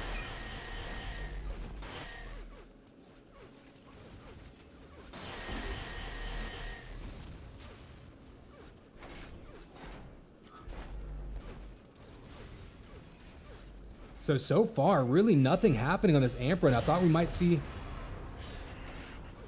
Dion with a big opportunity there to close that gap. Instead, goes on a run, comes up relatively empty. And look at Mesa now. Mesa has put 3 people back into that 100 armor and sniper rifle area. They really want to control that. We're going to head over. I promised we would head over to the shield belt. Let's go do that. So SOW seemed like they had been playing some players around it. We had seen Tamerlane kind of around the top of that lift. Dion's going to be over there, and it might just be that they've been focusing on that area a little bit more. Here we can see them kind of rotating through it. Now we have seen Dion give chase. In fact, let's go on board with Dion. And you can see him kind of pushing into that sniper area. So that might just be their strategy here, is to retreat back to that belt area, stock up on weapons and things, and then make pushes into the 100. Oh, nice air rocket on Kuzki, tying it back up. So we're going to have another fight. We're past the halfway point, I should say.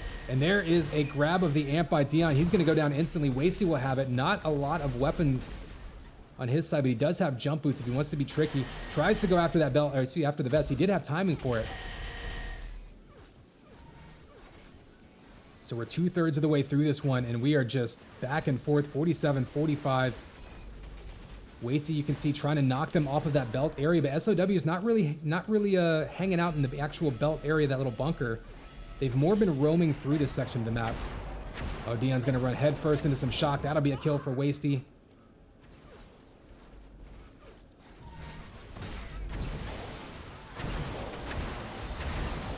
Special now coming out, did manage to snag that 100 armor, and that's what we're seeing too. Occasionally, Mesa has been rotating out of this area, out of that sniper vest room, And that's when we've seen SOW kind of opportunistically sneak in and grab it. We're going to take a look at the belt, and it looks like another uncontested belt for Psy. We'll take a look at that scoreboard, but yeah, look at that. I think that'll be the 7th belt for Psy. Mesa, only 2 belts total, not even really challenging it so much, almost conceding that section of the map. We've seen them fight over the 100 armor vest. That's why it's 9-8 there. And almost triple the amp time for Mesa. So kind of interesting. You're seeing some completely different tactics on this map, and yet drawing dead even. So it is up to a 7 frag lead. Huge combo by Psy there. Diving onto the amp. He takes the amp. Can he take out Wasty? He has the stinger out up close against that link. It's going to be a tricky spot to get out of it. His teammate comes over to help, and they pull it to a 4 frag deficit. Make it 3 on the run with that amp. A big shot there with the shock. You see him just looking for targets, scrambling around. Out of ammo. All he's got's Enforcer. And Septos finally takes him out. But down to a 5 frag lead for Mesa. Another belt spawns.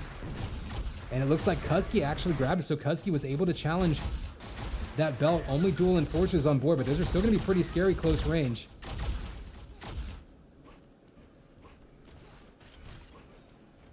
We'll stick with the armor for now. We do have 100 armor spawning across that map. Take a quick look now. You can see only the 3rd belt taken. Kuzki really the only one trying to sneak in there and grab it. Again, heavy emphasis on that 100 armor and sniper room by Mesa. And back up to a 9 frag lead. They've been sticking together, but they're gonna lose 1 there. And we've got a couple more amp runs coming up in this match, and that could be huge. Let's go over to the amp right now. You know what, let's we'll just teleport there. So amp down below. Again, we've got that sniper and 100 armor vest around to the left. Looks like Mesa in position, and another clean grab by Mesa. That looks more like what we saw earlier in the match in the very beginning, and that could be huge. If they can scoop up the last few amps uncontested, they don't even necessarily have to be hyper aggressive. With a 9 frag lead, all they have to do is basically defend themselves. I mean, they could bring that amp over to that 100 armor area and just sort of sit back and wait and force SOW to make the move. That's a luxury you get when you have the lead like that. You see the amp sniper rifle. Nice shot coming around the corner. Taking down 1 player. Last might go down here, but doing a ton of damage. Look at that, down to 6 HP is special.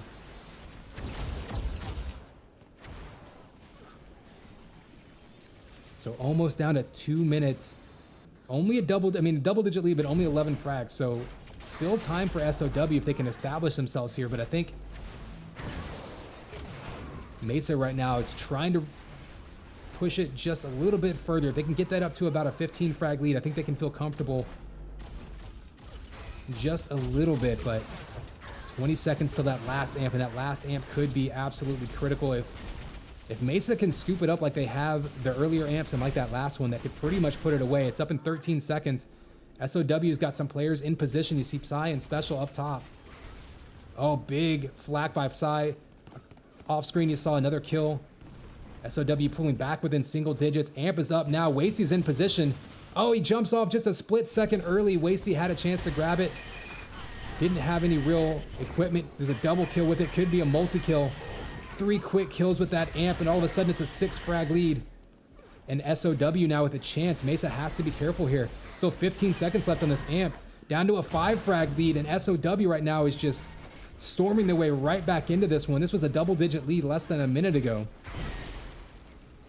Last with the ambush, takes out the amp, and the amp's going to disappear down there. Ran out of time.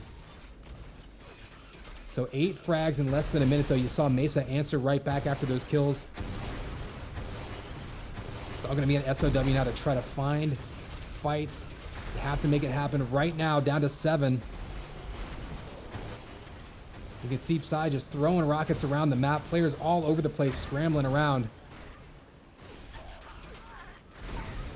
Inceptus with a huge flat primary off screen there. Puts it up to a 9 frag lead, and that may be the last chance that SOW had. And I think that Mesa is going to survive and come away with a map 1 victory.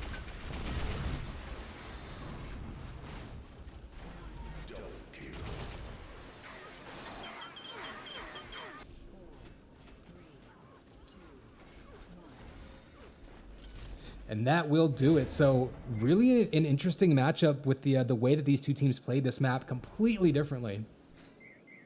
At the end of the day, I mean, Mesa, I mean, you can see dominating the amps early on. In the end, SOW challenged those amps a little bit better. And ultimately, Mesa challenged the belts a little bit better in the second half. Seemed like Kuzki was basically the only one doing it. But it worked out for them. They kind of sat back, defended that sniper amp kind of back corner of the map. SOW, you know, kind of had to run in and try to challenge. But in the end, Mesa able to take that one. So another point on the board for Mesa. That's going to be, remember, they took one of the best of 3 duels, now one of the 4v4 maps. We're going to be heading over to the European hub, and SOW will try to answer back with the second 4v4 map to try to tie things up. That would make it 2-2 in the overall rankings. And then the 2v2 would determine the third, or who would have a chance for the third point.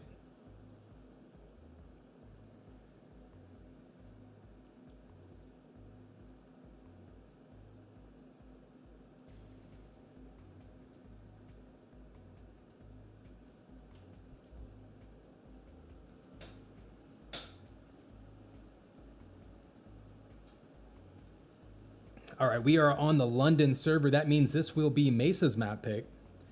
So remember, map 1, Sid Castle, that was SOW's map pick. On Mesa's server, Mesa comes out on top.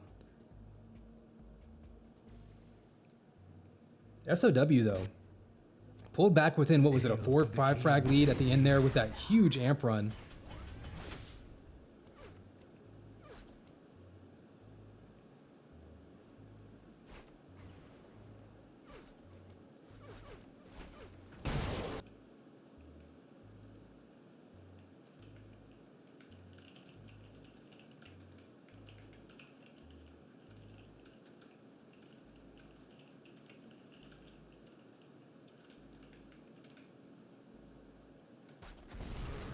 All right, so Defiant's going to be Mesa's map pick. We've seen them pick this one already this season.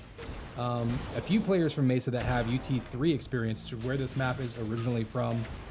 I'm not sure about the SOW lineups experience in UT3.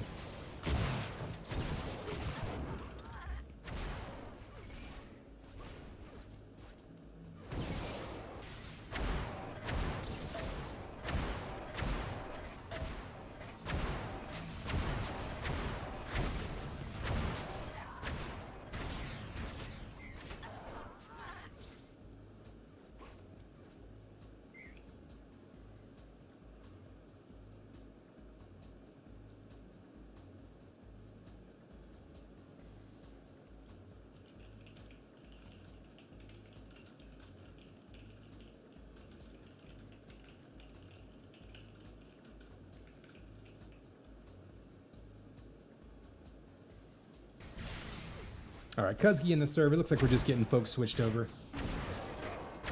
We are moving right along, though. So, again, we kind of played out of order a bit. We've got one more point on the board here in this 4v4 matchup, and then we will have the final point determined by the 2v2 best of 3.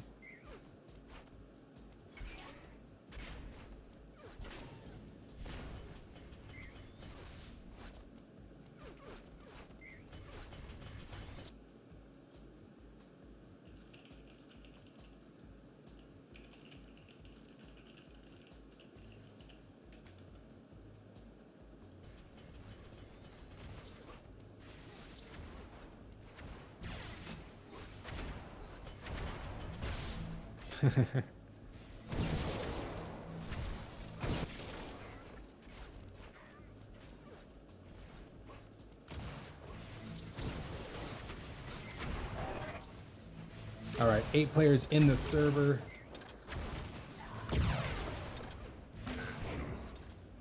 And the warm-up headshot.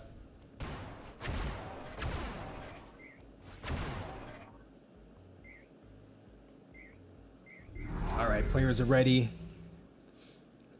Again, we saw the best of 3 duels split between these two. Mesa taking map 1, map 2 happening right now. 3, 2, 1. And it's game time, baby. Connex 5 here. We got SOW versus Mesa. Mesa took the first 4v4 TDM map. That'll be the second point on the board for them in this matchup. SOW took one of the duels. Looking to take another 4v4, or looking to take a 4v4 here and get another point in there to split even between these two. Quick start to this one, back and forth. We saw SOW actually getting off to an early lead in map 1. Then Mesa came storming back, took at times a double-digit lead. And then SOW with a couple big moments, including a big amp run towards the end to pull back within a handful of frags. Ultimately, Mesa held on, took that point, looking to take control of this matchup and their rankings with a win here, but SOW, of course, trying to do the same thing, and we are pretty much, again, drawing dead even. Now, one thing I'll be very curious to see, in the last map we saw completely different strategies between the teams as far as what they were holding, where they were emphasizing, their positioning their players and such. Very curious to see how that compares in this map. We do have amp in 15. Let's head over to the amp area. So what we've seen some teams do is put heavy emphasis on the sniper rifle room. So you can see the amp from below here. Psy using those boots to get up top there. That's one way to counter that. And all around the corner, they do grab it. Psy gets away, but only 5 HP.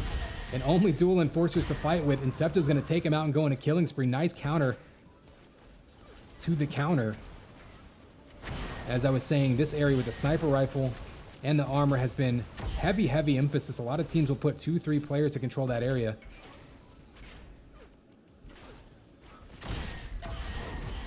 Oh, the dual amped enforcers. That is so scary. Dion hits him with a headshot from across the map. Amp's pretty much going to be expired. We'll back up, though, and give you an idea of what we're looking at. So this room right here, you got vials down there, 100 armor spawns there, more vials up top across on that little ductwork. Sniper rifle to the right, amp to the left. This is a very key room that a lot of teams are putting a ton of emphasis on. However, there is some debate about that. Some people think that if one team puts all of their eggs in one basket there, that maybe you can lock them into that map, or lock them into that room and control the rest of the map. We already saw those jump boots being used to get around to the amp from below, from the rockets around the corner there, right where he's aiming.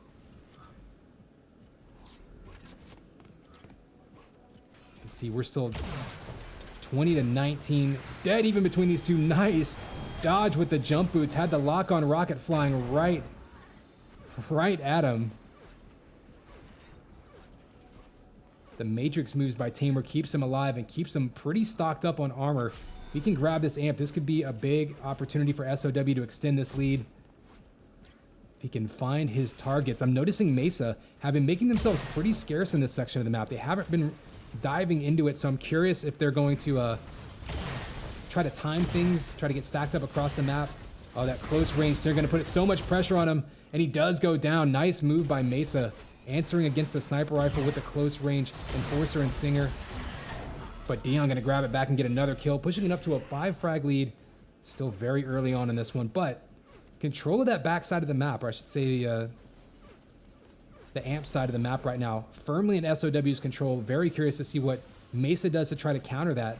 We'll head across the map. This is sort of the opposite, actually, of what we saw on Castle. So remember on Sid Castle, we had amp and 100 armor in one close area. We saw Mesa really controlling that area, almost conceding the belt, and most of the belt's going to SOW. Kind of the opposite this game. We actually have seen not a huge amount of ownership of the belt by Mesa, but we've seen SOW putting a ton of emphasis on that 100 armor amp sniper area, much like we saw Mesa do map 1. Mesa, though, still fighting their way back into it. We'll see where Psy goes here. He's completely stacked. If he can get an amp in his hands here, it could be, again, a huge opportunity. He doesn't have a sniper rifle. He's got tons of armor, tons of health, double damage. Just looking for some targets. There's one. Taken down to 41 HP, so he does get the kills. He's going to have to be careful here. Going to get another one. Down to 1 HP, and Mesa takes him out because he's got the amp in his hands now. Still 10 seconds to go to try to make up some of those kills. You can see him taking a glance down that shock rifle. Oh, he's being triple teamed by that belt, so the belt actually spawns right now. So unfortunately found himself surrounded by SOW, who has been rotating all around to that belt. You can see them taking it now right up top. We'll go on board with Psy. Psy just seems to just end up with the belt in his hands. That was kind of his position in map 1. It looks like that might be his responsibility map 2 as well.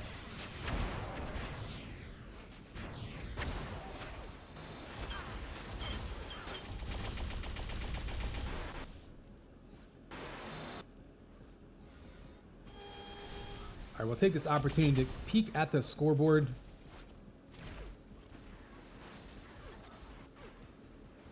So kind of, again, the inverse of map 1. Big damage lead here by SOW. Or excuse me, a big damage lead here by Mesa, just like in map 1 at this point. However, scores inverted this time. Double-digit lead by SOW. Really on the backs of those armors. I mean, look, 13-2 armors right now. SOW is just maintaining control over it, and now extending that lead up to a 17 frag lead. And if Mesa can't get reorganized, another kill, this one could slip away very quickly.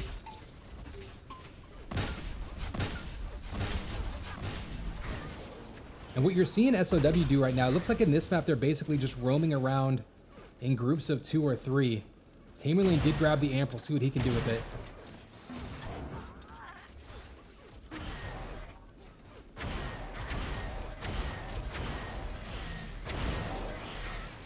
Big combo from around the corner. No kills, but tons of damage. And up to a 24 frag lead right now. SOW really taking control of this one. And it looks like when they really were able to establish themselves is when they stopped hiding out in the sniper room and just waiting for Mesa to attack. When they actually stretched out a little bit and they started being a little bit more aggressive, roaming around as groups of 2 or 3. You can see him taking that stairwell there. That's, I believe, new to this version of the map. So Tamer showing a lot of comfort, not only with this map, but with this particular version, and how you can cut through it. Another shield bow, this time goes to Dion. SOW is just owning the power-ups at this point.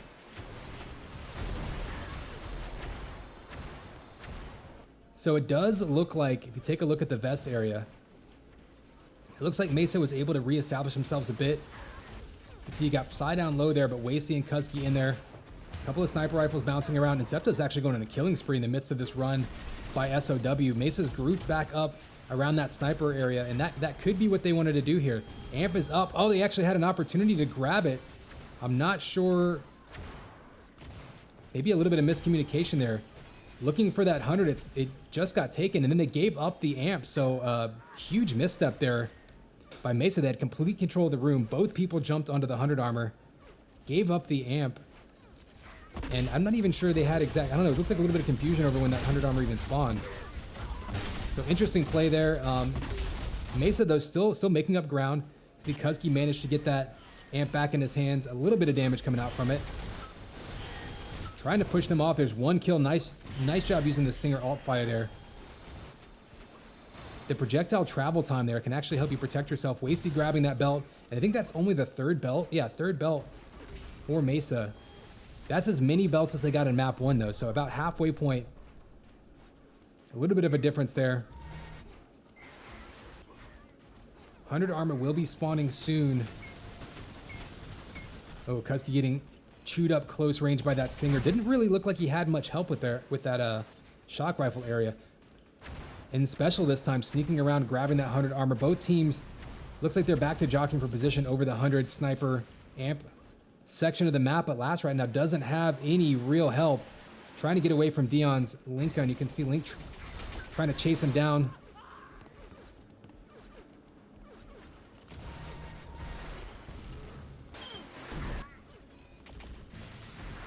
So let's head over to this amp. Amp will be spawning soon. Just kind of a chaotic last couple minutes in this match.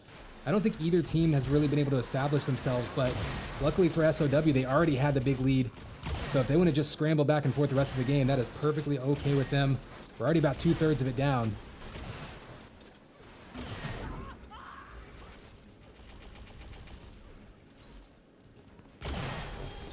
And what we're seeing by SOW, nice mid-air amp sniper shot by Special. And another one. We've seen him go on some huge amp runs with that sniper rifle. And another one coming up huge. The coup finally takes him down, but not before pushing it up. Again, above a 20 frag lead. Actually, we're up to a 32 frag lead, so this one getting out of hand.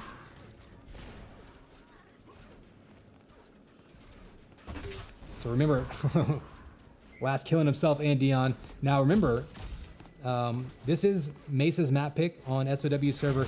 Mesa did win SOW's map pick on their server. So SOW at this point just trying to stay even with them as far as total points goes. And it looks like with a 30 frag lead, they're going to be in very good position for that. Anything can happen with 5 minutes to go in TDM. Look at that complete domination of that 100 armor area. Actually drawing even on belts now. So Mesa getting a little bit more organized for that. But Mesa has yet to grab a single amp off the spawn. And I think that really goes right along with controlling this area. Again, 100 armor spawns there. Sniper up top. Amp spawns up there. And another double damage in the hands of Tamerlane.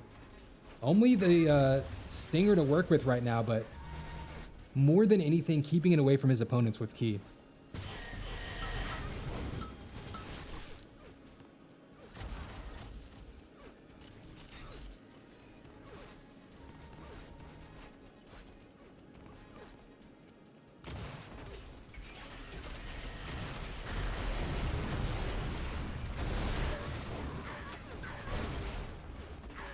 Oh, the fadeaway goo. I think Tamerlane actually dove into that himself, so he'll go down. Still, though, SOW managing to just trade kills, maintain that 20 to 25 frag lead, and that's going to be very difficult with only 3 minutes to go. This isn't the smallest map in the world. They're really trying to churn out kills.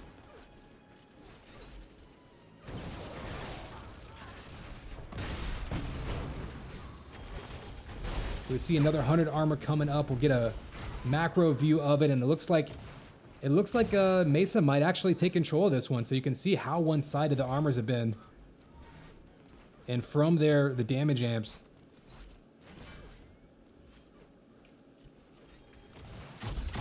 Oops, it's gonna go on board with Inceptos. Inceptos does manage to stock up some armor, something they've had major problems doing.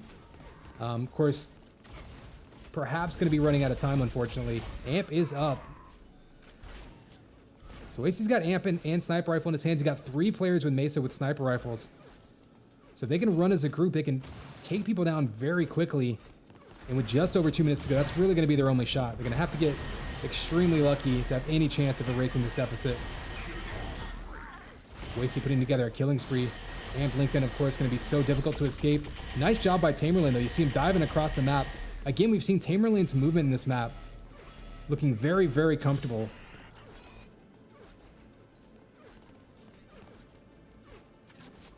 So Mesa at this point maybe just trying to play for pride, only down to a 21 frag lead, so something they can certainly eat into. Down to 20. I mean, they've established themselves control again. Kuzki across the map grabbing that belt, and they still have control of the sniper and 100 armor area. So this is a situation Mesa wanted to find themselves in 10 minutes ago. Right, or I suppose, you know, even 14 and a half minutes ago when we started. But this is now full map control for Mesa, and this is their opportunity to churn out some kills. Unfortunately, I think there's just too little time left. I mean, with 90 seconds left, 20 kills is going to be a difficult deficit to make up. But you see that on the scoreboard. Look at those amps. Only 1 amp. That last one is the only one that Mesa was able to actually grab off the spawn. SOW grabbed every single amp as it spawned up until that point. And of course, you know, double the 100 armors. Dead even on belts, actually a slight advantage for Mesa. And it looks like another amp going to go to SOW. So SOW has just been getting in position for those power-ups more effectively on this map. Lass will have it in his hands, taking us out with less than a minute to go. So SOW looks like they're going to take map 2 in the 4v4 portion. So that'll be dead even. They split duels. They split 4v4. 5th and final point of the matchup will all come down to the 2v2 portion. Coming up next, that will be a best of 3. No ties there.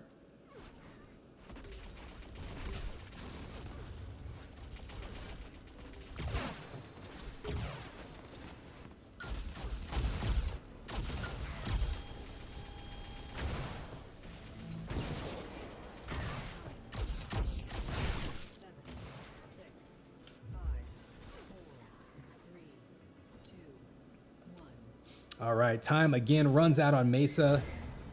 Just couldn't establish control of this map. SOW with a great job towards the middle of the game, clamping down, really going on some big runs, pushing it up to I think it was a 32 frag lead at one point. So it actually wasn't a bad job in the second half by Mesa of whittling into that lead. We saw them towards the end there actually did take control of the map for a while, but just unable to really maintain it and kind of just ran out of time as well. So again, they split the duels. They split the 4v4 portion. It all comes down to 2v2. I think I heard they're going to play in the New York Hub. So we're not going to go anywhere. We're just going to wait for that to pop up. And again, the second matchup from Mesa against Shooksters, I think, is going to be rescheduled, possibly for next week, maybe the week after. They're kind of talking about looking at the best time frame, so stay tuned for that.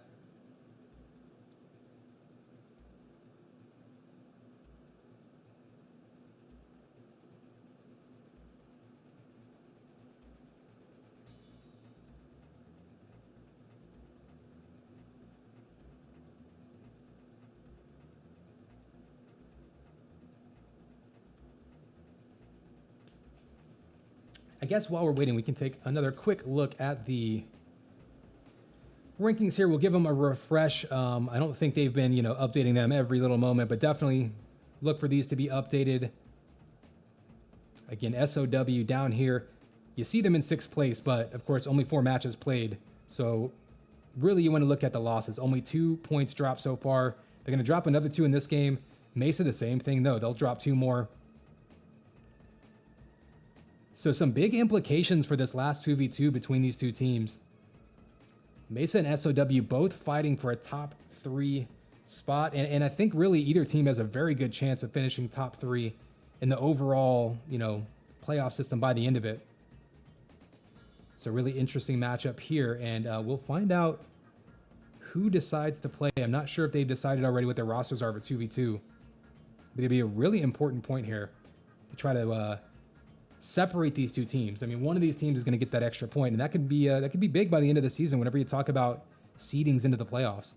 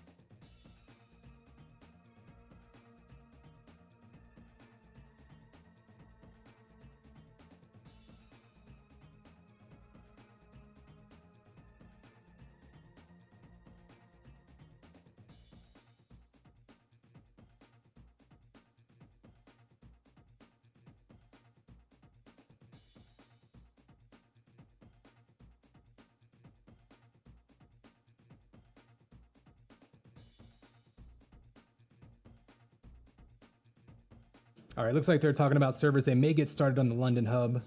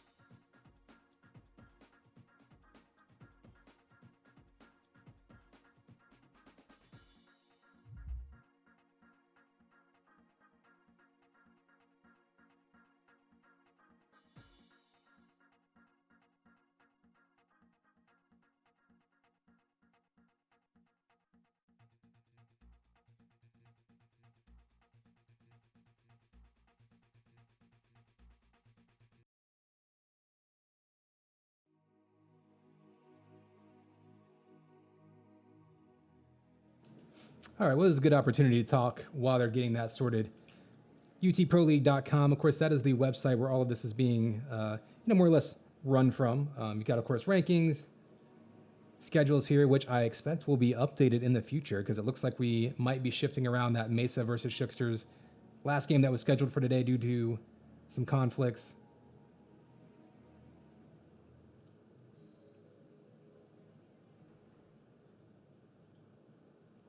So definitely keep an eye on that. We got, as you can see, the whole season scheduled out for you. If you got any key matches you want to keep an eye on, we will be finishing that off, culminating into a playoff bracket. That'll be in the beginning of August. So all of these rankings, of course, we've been looking at major implications for who your opponents will be in those, going through those rounds. If I'm not mistaken, I believe we're going to take top 8 teams into the playoff. So when you think about like the top 4, right? Like, so the number 5 team will play against the number 1 team, 6-2. 8 will play 1, 7-2, 6-3, 5-4, etc. So when you think about these final rankings, and as teams kind of get their matches caught up to each other, and we move towards the final weeks, you know how in sports they like to do that thing, like if the playoffs started today, these are what the seeds would be. You can start playing that game in your head and start thinking, okay, this team is number 3, number 4 versus number 5, number 6. Could make a big difference.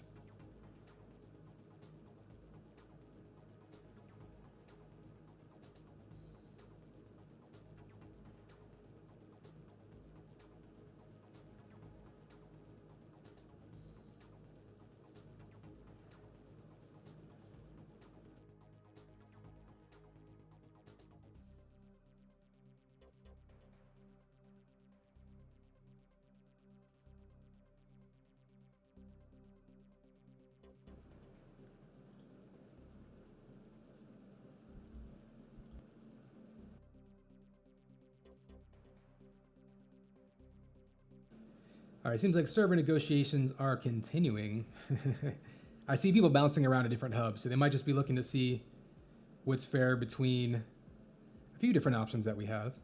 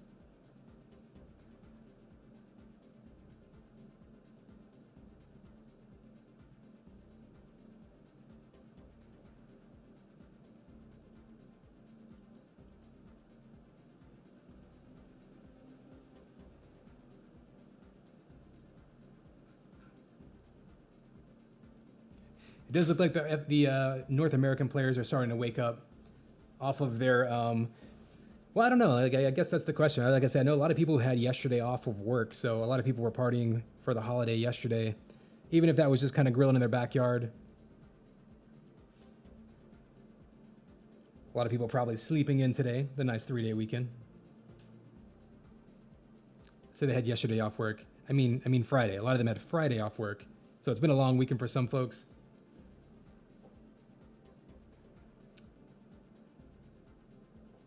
So some of them partied yesterday, some of them partied Friday night.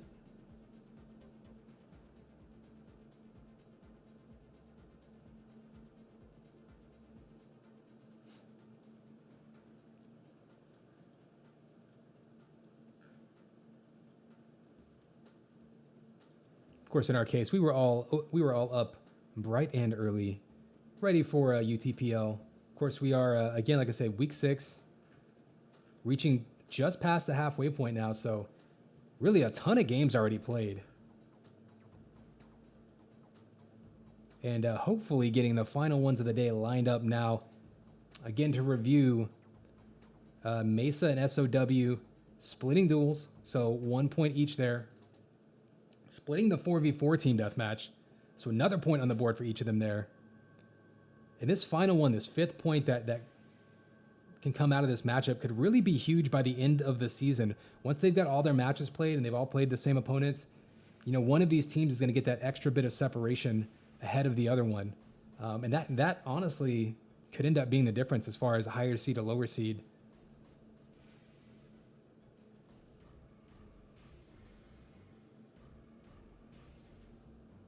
Wouldn't shock me at all if these two teams end up finishing third and fourth by the end of the season. So, again, every point here could be a differentiator.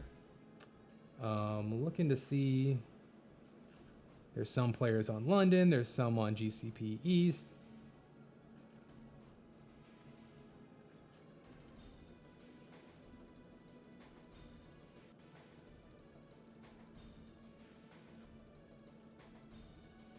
Maybe they'll just decide to go play 2v2 bunny tracks.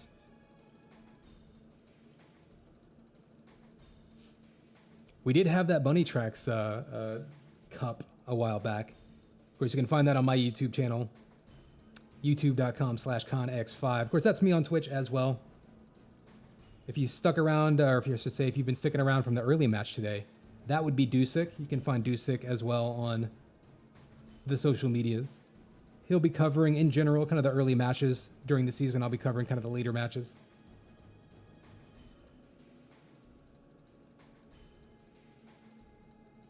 So a short play week this week. I guess we can talk about next week. You see week 7 there. Already 4 matches scheduled and potentially a 5th, depending on what this Mesa versus Shooksters match ends up being.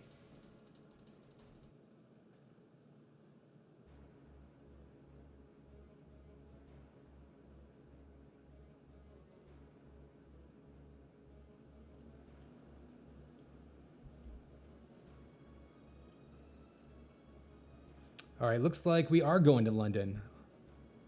All right, well, double check here, make sure we've got the right server.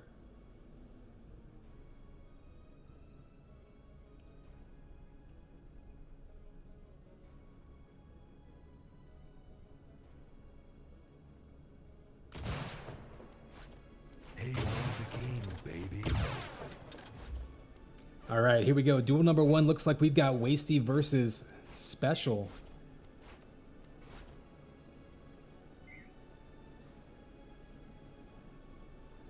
And we're going to have, okay, looks like, apparently Psy's router died. So I'm not sure if he's resetting that to get in as Special's teammate. See Wasty in game. We had Lass and Sir as the duelers this week, so Lass isn't going to be available for 2v2. They could bring in Inceptos for the 2v2. Okay, looks like Dion is back in. So they may have had to use their Joker. So basically there's a limited number of roster changes from what was kind of initially declared that teams are allowed to do. SOW may be pulling that one right now. Looks like Incepto's going to come in. So Inceptos and Wasty, standard 2v2 for them. Dion coming in now, but Dion and Special still going to be a very dangerous team.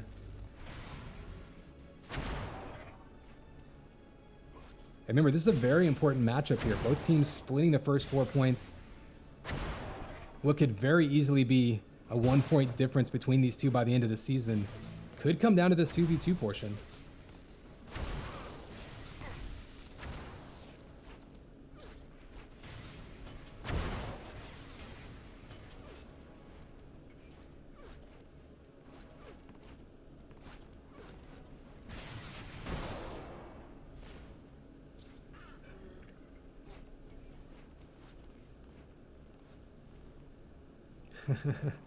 I'm going to presume Codmate is not going to be Special's teammate. There we go.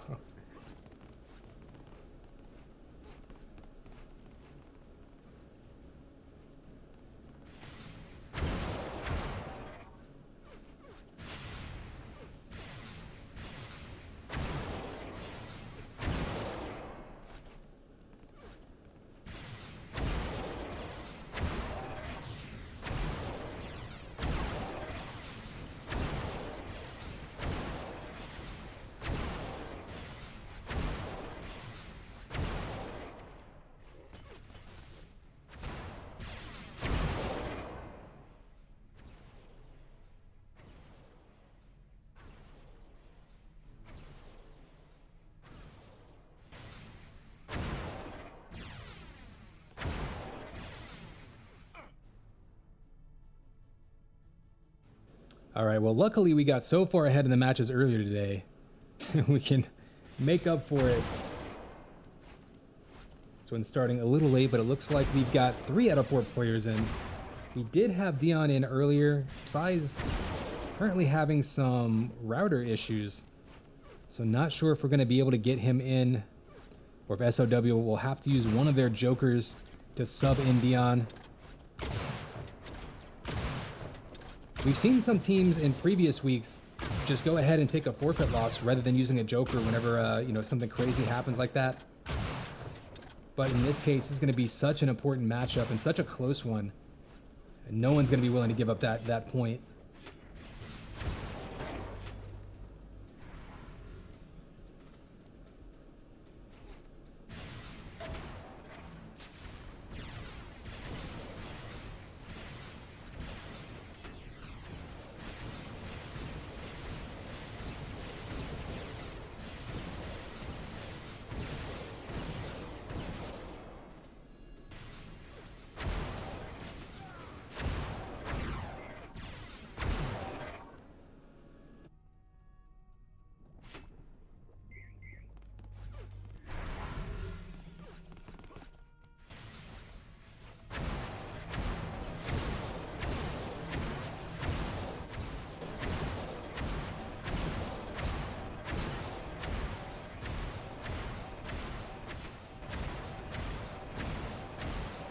So UT aim trainer coming out here.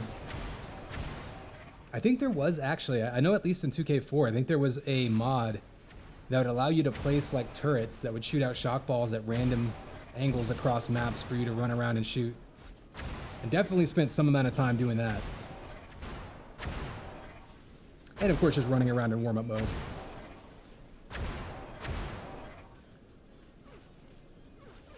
One thing I do miss from the shield gun era is being able to play shock ball pong. Just bouncing it back and forth infinitely across this map in particular.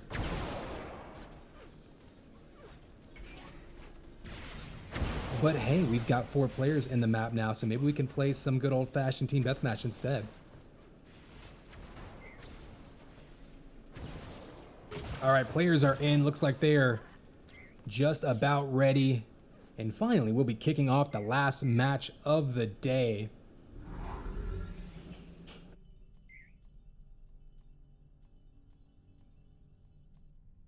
All right, players are ready. Here is your countdown. 3, 2, 1. Man, it's game time, baby. Connex 5 closing you out for today with the 2v2 between Mesa and SOW.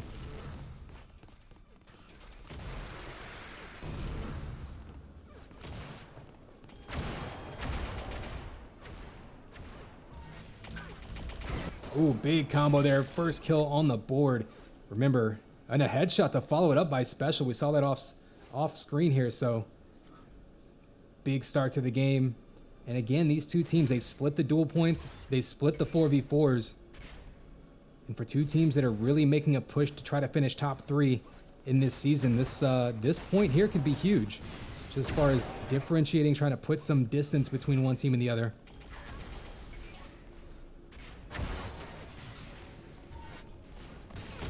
So a pretty meticulous start to this game. Another headshot, this time by Dion. Septus answers back, so it's 3-1. This is one of the slowest starts to a deck game I've ever seen. These two teams both know how important this point is. Trying to be very, very careful and meticulous. Not wanting to give up any easy kills, but they're the nice teamwork. Oh, and another headshot. Special right now, on fire. You can see that. 3 shots, 2 of them were headshots. And then Dion with another one on his side as well. Sniper rifle coming up huge so far. Oh, and that was that shock primer right there. Pushes Inceptos off of that amp, allows him to grab it himself. Doesn't get the kill because he runs out of shock ammo, but Dion able to get the kill across the map. So heavy sniper play so far by SOW has built them an early lead. Mesa does have amp in their hands though, and that could be a big opportunity to see 1 kill there. With the way the spawns are placed in this map, we can crank out kills in a hurry. There's another Nice reaction shot and another one. And Septos on a roll right now. Pulling back with N2, and he's got Special corner. Now Special will have a sniper rifle, which is very, very scary to face up against. There is the killing spree. Manages to get that one extra shot as he dove down. Looks for the spawn kill, doesn't get it, but one frag lead now for SOW and Mesa. Both go down, so nice answer by SOW. Both Mesa players going to be reset. 100 armor coming up, and that is still in SOW's hands. Look at that, 4-1 so far on those vests.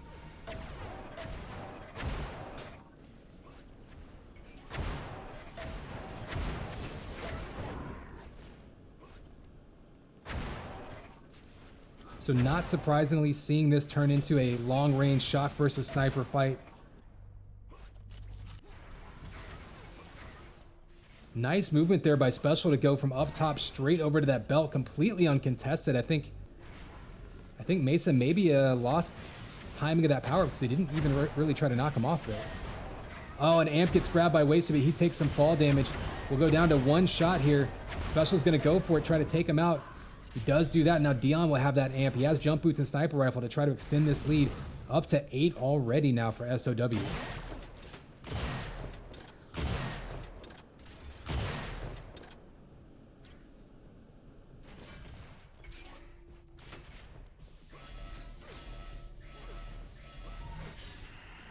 So with the low health there, Dion, actually goes down right afterwards. You saw him back up, trying to just stay alive. Didn't want to be overly aggressive with that amp. What I'm seeing though, so SOW firmly in control of this map early on, but only a 7 frag lead. They jumped out, they were on fire. They've done a great job so far, but they haven't jumped out to a massive lead for how well they've been playing. We'll see if that comes back to haunt them. Up to almost double-digit lead though, so if they can keep this control of the map and just sort of slowly grind away and keep that score rising steadily, that'll be fine for them. And if they keep shooting like that, I mean, we saw Special right now. His sniper percentage has dropped just a little bit. We saw him 2 out of the first 3 shots being headshots, it looked like. Dion shooting a much more human percentage on his side, but an early headshot for him as well. And another amp off the spawn going to SOW, and we'll see what Mesa can do to try to get away from it. See Wasty on the run, trying to do some damage. Not going to work.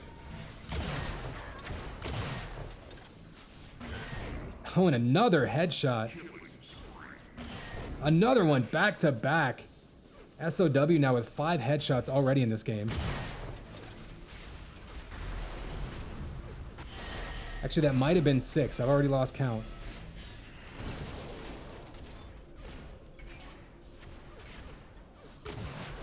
Oh, nice wall run there by Dion. I think he was trying to go all the way up.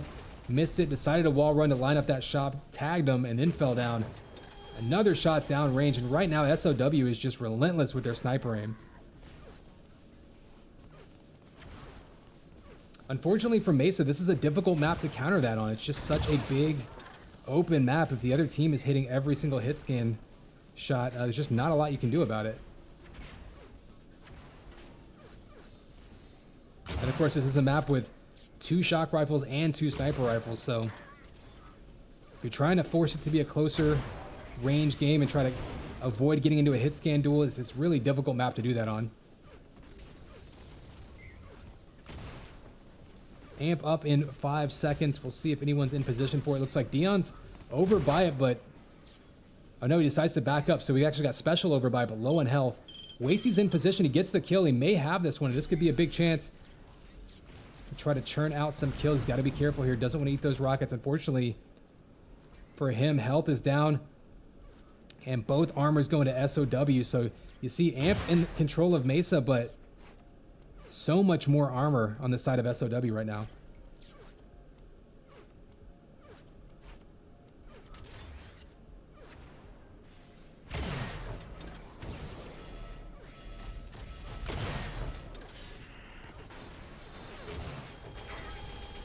So basically nothing happening with that amp. Unfortunate for Mesa, they finally get a good amp run going and can't even really get any damage off it. They're going to go ahead and concede all SOW. Look at that damage output.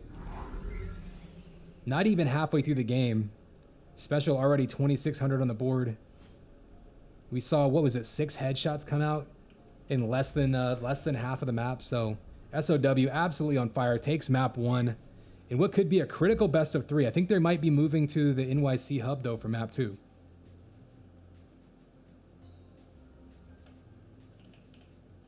Yep, looks like they're moving to NYC, so we'll give them a minute to get that set up.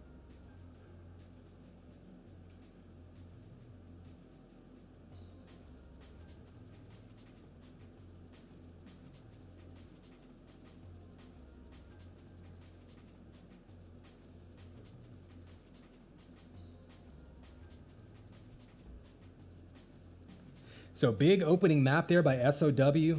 Again, trying to come out, take that 5th point of the matchup. They've got 2, Mesa's got 2. And now 1 map away. Of course, this will be on Mesa's home server, so anything can happen here. Looks like we'll be on solo, a much, much closer range. Ooh, and I managed to crash the game again. Apparently I'm getting really good at that. So bear with me, it'll be just a moment while we get up and running.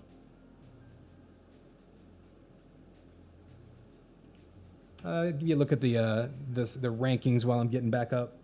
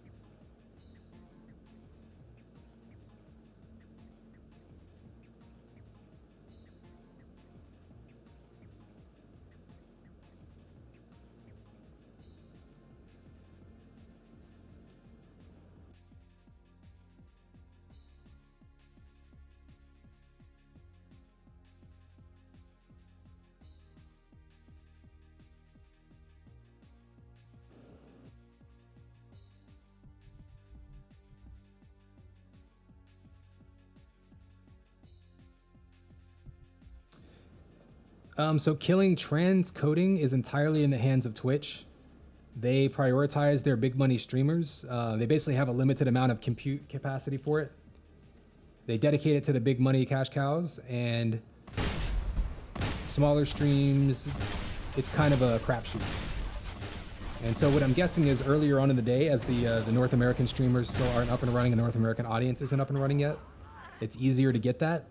Whereas at this point, there's going to be more and more people online, more big streamers, their partners, and more viewers. And so those guys are going to get all of that compute power, while little old us gets stuck with no transcoding options. So that's actually why, personally on my own stream, I stream at 720. I can stream at 1080p at 60 frames, but then that would mean that everybody would have to watch at 1080p because I sometimes get transcoding options and sometimes don't. So same thing with the Razor Edge Gaming stream, I would imagine. It's just a matter of Twitch deciding who they want to give their resources to.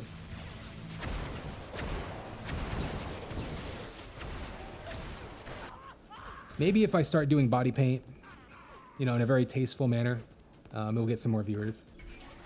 And then get our transcoding options.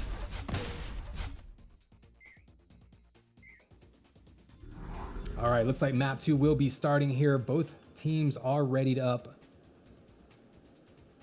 And here is your countdown. 3, 2, 1. And it's game time, baby. Connex 5 jumping in.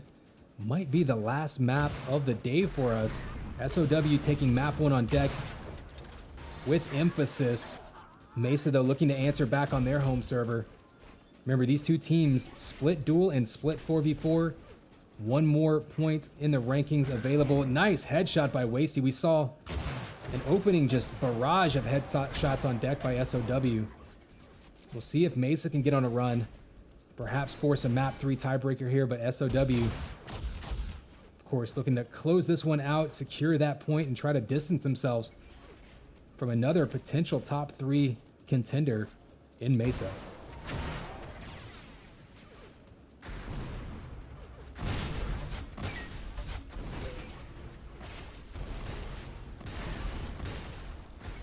So early scrambles here. Nice job by Wasty. That's good teamwork cornering their opponent. You do have that 100 armor spawning now. Belt actually spawns as well. And Septos and Wasty each taking early armor, and this is complete map control early on by Mesa. We'll see if they can churn out kills based on it. And try to answer back and basically do to SOW what they did to them last game. Let's head over to this amp, get in position for it. Spawns in 10 seconds. You see Inceptos down by it. Wasty's up top. Wasty chasing down to get the kill. And actually Inceptos goes up for that 100 armor. Interesting move. It spawns right now, so Special's in position for that. Nobody in position for this first amp of the game. Kind of surprised. It's not like it got out of sync. Everyone knew exactly when that amp spawned.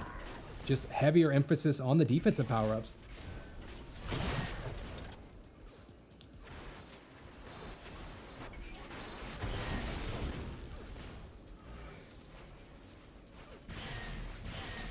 Combo's coming around the corner, and Septos on another. Oh, ends up killing himself. Didn't even get the kill. I thought he might have traded there, but instead gives up the kill and the amp.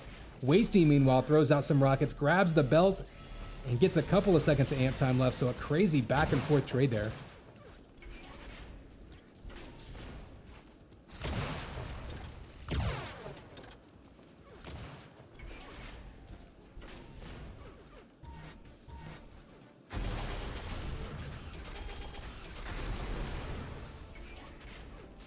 So Wasty again running around. It looks like a lot of these early power-ups. You can see both belts going to Mesa. Some 100 armors did get picked up by SOW, so kind of keeping themselves alive in this one by scooping those up to counter. Heavy damage lead here by Mesa early on so far. Not entirely based on that amp, but it certainly didn't hurt. They do have amp and belt. Remember that amp was delayed by about 5 seconds, so interesting situation where you could go for belt first and then swing around to amp. You don't necessarily have to split your resources.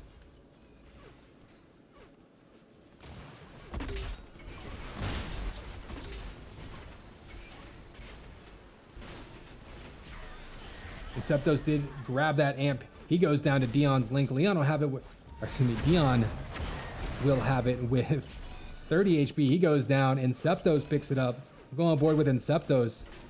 Still holding steady at about an 8 to 9 frag lead. They've kept it single digits, but Mesa now on a roll. They've been able to push those shield belts into amps. They've been giving up those 100 armors, but hasn't really been costing them 2 amp sniper shots in a row. Gonna erase that armor. And Mesa now trying to push hard again. Lost map 1, looking to force a map 3 tiebreaker. They are playing like it with a critical point on the board. We'll see if Inceptos... Okay, I was about to say, it looked like he was in a position he wanted to retreat. Nice rocket, though, behind him. Catches Dion trying to be aggressive. And now Belt and Amp are even more out of sync. You got about 20-second difference between them.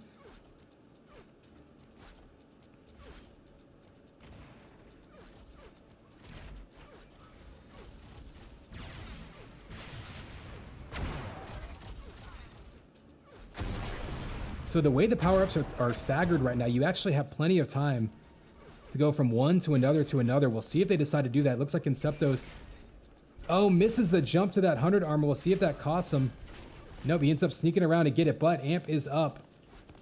Is anyone in position for that? You see, fighting over by it, Dion gets double killed, or double teamed rather, for the kill. Wasty, though, taking a ton of damage. He grabbed it, had some armor, and they just annihilate him. So now Dion with the Amp sniper, trying to fight their way back into it. Shield belt is up right now. Wasty was waiting on it, and it doesn't seem like SOW has timing on that belt. Otherwise, they could have definitely taken that Amp over to it to fight over it. Instead, they didn't. Wasty scoops it up, and I'm not sure they were even close enough to hear it. So that could be a problem as we head towards the middle portion of this matchup, as a lot of these power-ups, again, kind of getting their timing delayed a little bit here and there, getting a little bit out of sync. That piece of information of knowing exactly when it spawns is huge.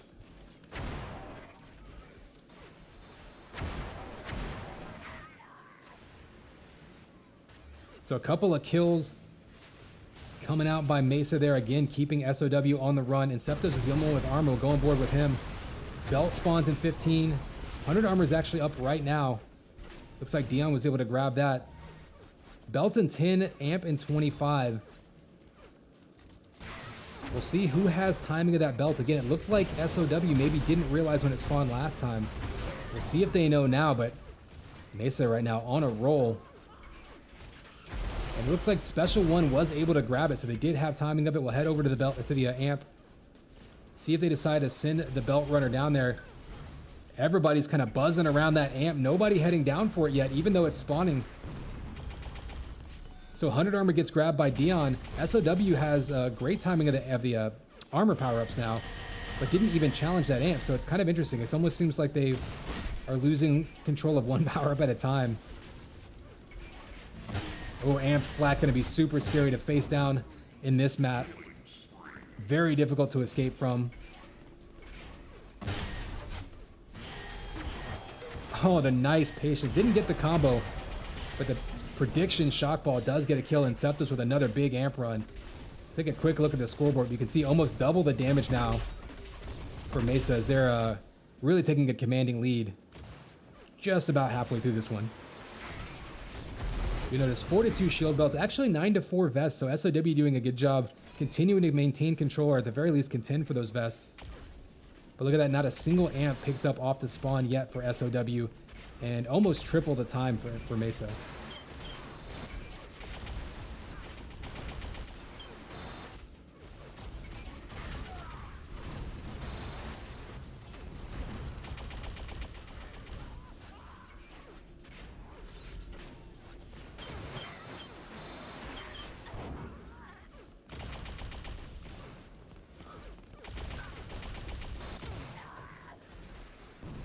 All right, Amp up in 5. We do have, so basically Amp and 100 armor are synced up together, and then belt 10 seconds later. And again, it looks like heavy emphasis on the armors rather than picking up the Amp off the spawn. And Septos gonna back up and maybe bait Dion into grabbing it. Doesn't want to go in weak.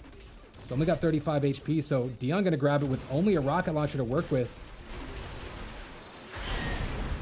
Looking to help his teammate out, actually trying to escape. Special does get the kill. Oh, and Septos eats a huge double damage combo there. And still 10 seconds left on the Amp.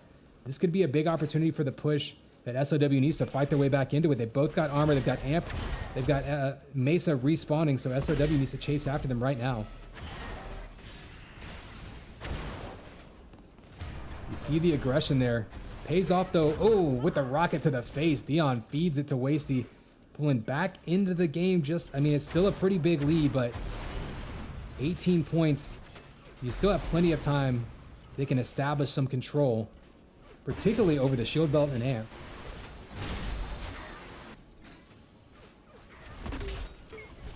Oh, the fadeaway flag.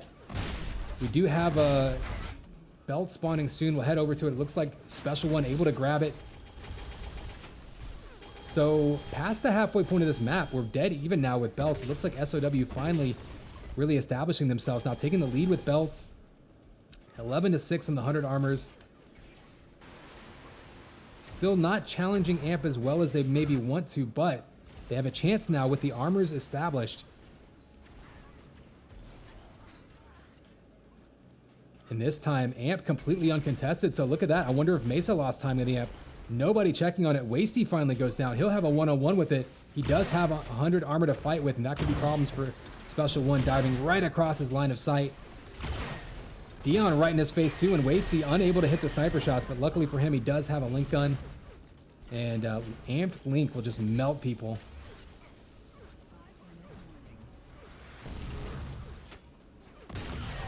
A close range sniper. Nice job defending himself against that flak and grabbing that belt. So there we go. We are 2/3 of the way through this one, and still a pretty significant lead. SOW has chipped away little by little, but then Mesa ends up coming right back with a run of their own. Have kept it right around that 20 frag mark for a while, and pretty much just coasting at this point. Still lots of time left on the clock, but Mesa right now has to feel pretty good that they can withstand any of the runs that that SOW has thrown their way, maintain this lead, and look to force a map 3.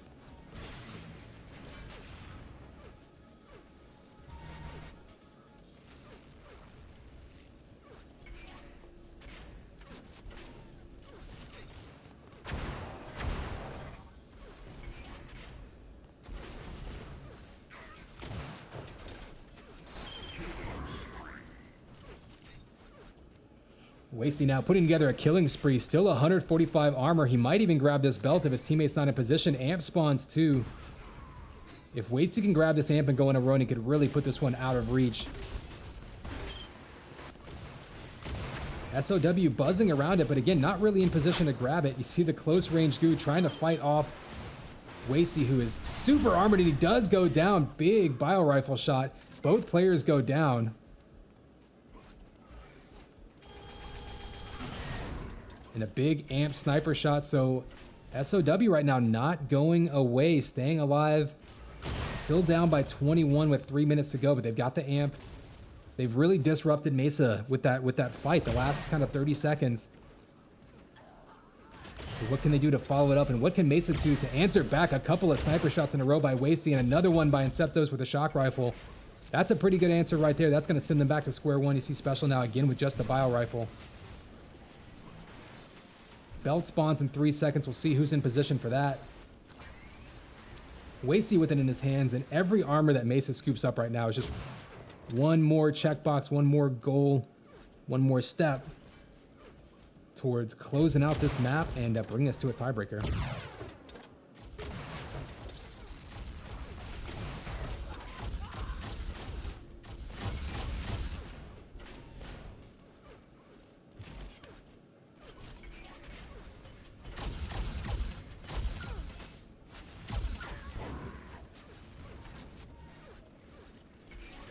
And so that was a big exchange the last few seconds there. Again, we saw SOW kind of reestablishing control, going on a bit of a run, but I think at this point, they are going to run out of time.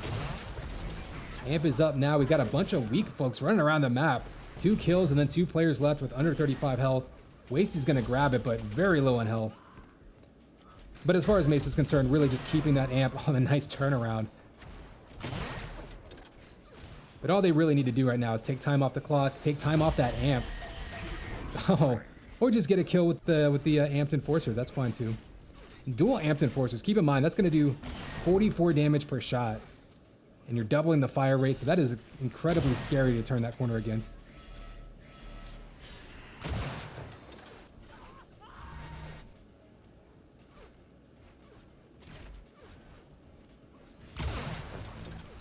So Mesa now pushing it up to 30. We'll take a look at the scoreboard before we finish this one off, but you can see a huge damage discrepancy.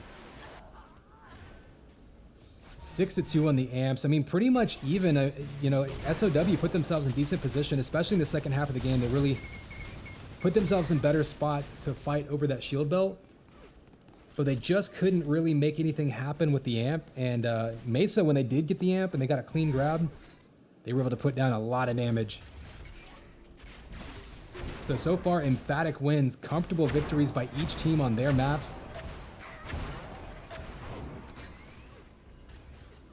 I guess I should say on their opponents' maps, on their server picks. So map 3 will be coming up next, and that will be what it all comes down to. The only thing to differentiate these two teams is they've split the 4v4, split the duels, 2 points each on the board, 1 map each in this 2v2. The only thing left to differentiate them, the 2v2 map coming up in 20 seconds.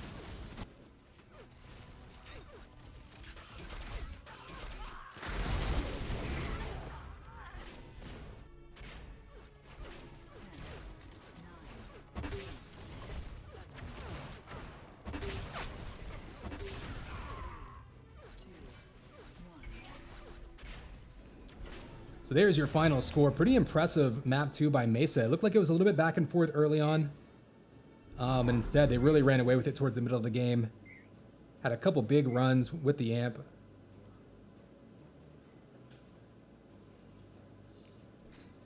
So map 3 tiebreaker coming up next. I'm not sure which hub they're going to play that one on. I'll let them decide that.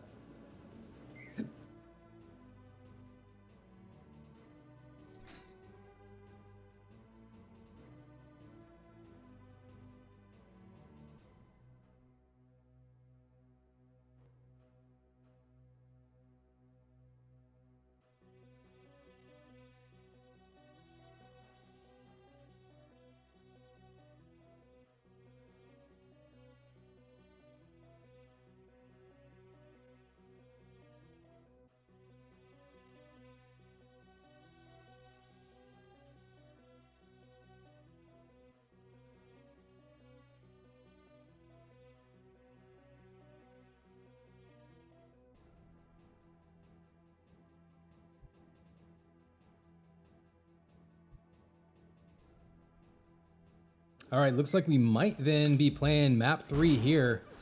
So there we go, SOW versus Mesa. All comes down to this. 2 points each, 1 2v2 map each. And in a game that could have major implications in the seedings in the playoffs and the final rankings in this season, we're getting it kicked off right now. And here is your countdown, 3, 2, 1. Then it's game time, baby. Connex 5. Bringing you map 3 of the 2v2. This will be the last chance. One of these teams will finally put some space between these two in the rankings. Last point on the board in this matchup. They've each taken 2. They've each taken 1 map in 2v2. DM focus will be the determining map. And first kill goes to SOW. Every kill, of course, is going to be so important in the opening moments. We've seen both teams run away with their 2v2 maps. So it could be a matter of just who can get that first 5 to 7 frag lead and run with it. Both teams obviously know how to front run, how to lock down a map and stay in control. We've seen them each do that in their respective victories. SOW now with the early 3 kills on the board, and Septo's looking to get some damage on them. First belt's going to spawn in 5 seconds. We'll back up just a bit. See Wasty in position. He's got special pushing in with the rockets. First belt, though, does go to Wasty. So Mesa now has a super stacked player in Wasty. If he can get his hands on an amp, could have a ton of damage output. Now, that said, keep in mind, this is a map where in order to control that amp, you have to worry about the jump boots. Oh, misses the jump. Some of the jumps on this map are a little bit tricky. Big combo around the corner. Nice response. And another one. 2 quick kills and Mesa right back into the lead themselves. And an opportunity now with the amp coming up to try to get over to it. They're going to go for the kills off the spawn. One more shot will get the kill. He's got another player behind him. He's going to back up. Amp has been up for a while, so keep that in mind. The timing might be a little bit funky. Big flak primary. He's going to have to piston up. He does have the extra health for it, though. So Amp going to be in the hands of Wasty, who is super stacked. Oh, 2 quick snipers, though. Again, he wasn't able to grab any hit scan weapons. He's looking for that shock rifle maybe on the ground. Can't get it. And Dion with the 2 kills, including facing down the stacked Amp runner. That was a huge trade right there. And then 2 straight snipers, 3 in a row. Dion on a killing spree now. 4 just like that. With the multi-kill, Dion erases that lead. So SOW back in control. We'll see what they can do with it for the next couple minutes. We saw Mesa right now chasing them down off of the kills, trying to get those spawn kills to turning out victories.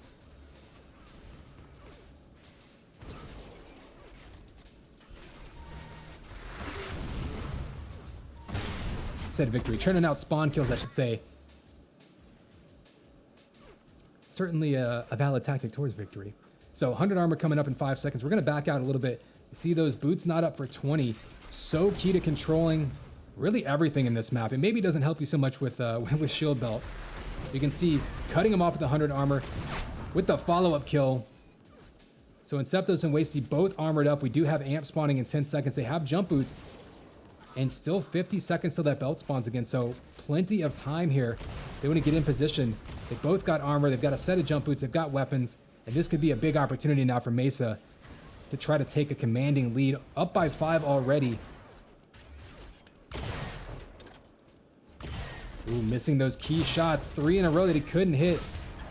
Taking heavy damage, so does get the kill, but gonna prevent him from being extra aggressive afterwards. Oh, and Dion pokes through the porthole.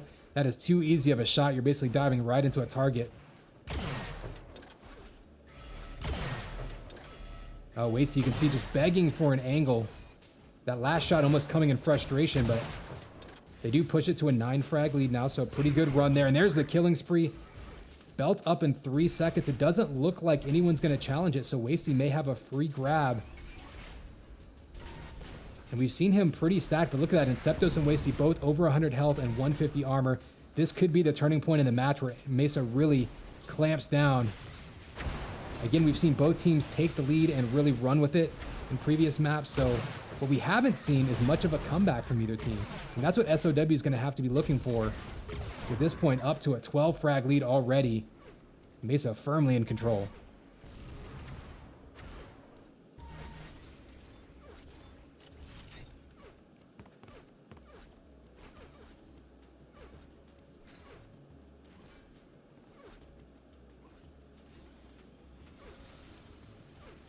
So Wasty again getting super stacked. We've seen him do this before. No jump boots. I'm surprised he didn't back up and just piston up to Amp. So neither team right now challenging Amp at the moment. I'm not sure if they... Ooh, rockets to the face. Wasty erases his own armor stack and then goes down. That was a huge play right there. And then Special comes in. So kills and the power up. That could be a big, big turning point there. Inceptos did grab the Amp. We'll see what he can do with it. They could have had Amp Runner with a massive armor stack instead. Mesa right now hurting themselves, but big shots there coming out by Inceptos. So clutch, 2 in a row, getting the kills. And Special takes him out, but not before erasing that kind of counterattack that SOW was all ready to go on. Special has the Amp, gets the kill with 1 HP. So SOW with some clutch shots to keep themselves alive in this one. Still a 13 frag lead. They're not going away yet, and we're not even halfway through this game.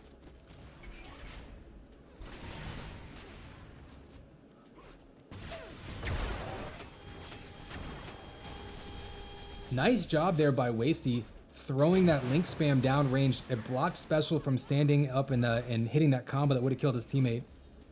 Inceptos then grabbing the shield belt. Wasty grabs 100 armor.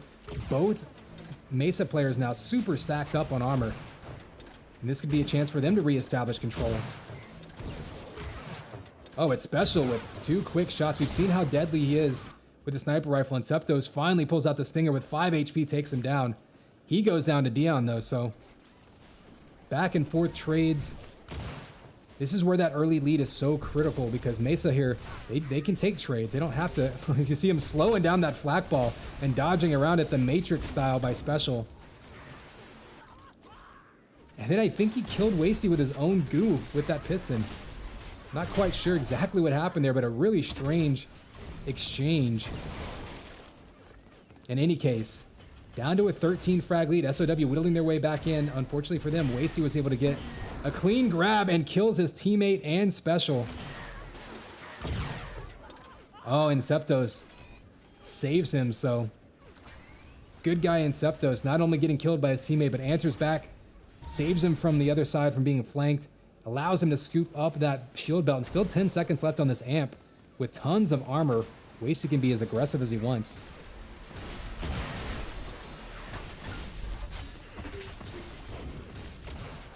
See the trade there, Dion getting in his face, taking him down with that flat primary to 76 HP. Wasty's going to be on the run, scrambling to try to put some space between them. It's kind of an awkward area to dodge around in. Take a quick look at the scoreboard.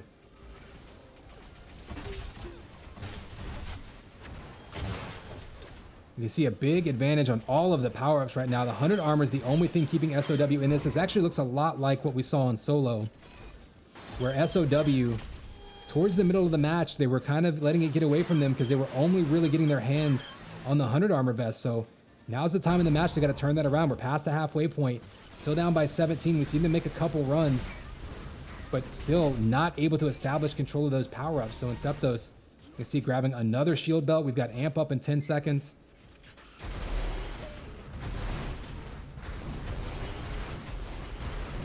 You can see that 7-1 belts. That's huge. And 4-0 Amp grabs. And really more importantly, 87 to 27 seconds with the Amp in their hands. The big power-ups going squarely to Mesa right now. Amp is up, and now Inceptos, if he wants to, can piston up to it.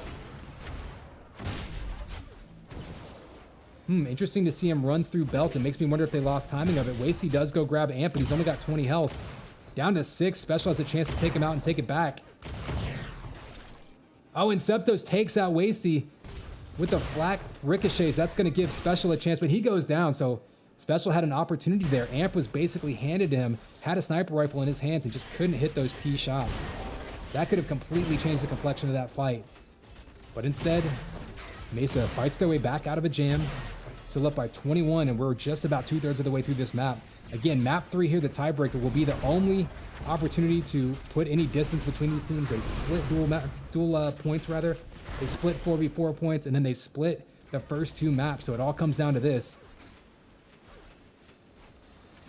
Shield belt is up. Nobody in position right now. This is really turning into a mad scramble in the second half of this match. Oh, close range Link and Flat going to be hard to get away from. That said, oh, and a headshot by Dion. Cutting into that lead again, back under 20. We do have shield belt spawn and has been up for a while, so this could be an issue where if one team accidentally stumbles upon it, they'll have timing of it. Their opponents may not have timing of it moving forward. You can see Special grabbing it. Mesa may have no idea when that respawns again because they were so far away, and they really don't know when it was taken. Amp up in 2 seconds. This could be huge if you can get an amp sniper rifle. Oh, but only shock rifle right now. It's got to be careful not to shoot his teammate. We've seen a few team kills already. And Special going in hyper aggressive. Interesting move though, because Inceptos was waiting on the other side, and now he can't piston up to that amp. So I don't know, maybe a bit of an over aggressive push by SOW. They could have had, oh, down to 2 HP. Special 1 just barely gauges that perfectly, but unfortunately for him, no HP left. Falls down and dies. Who's gonna scoop up that amp? There it is. You see Inceptos with it.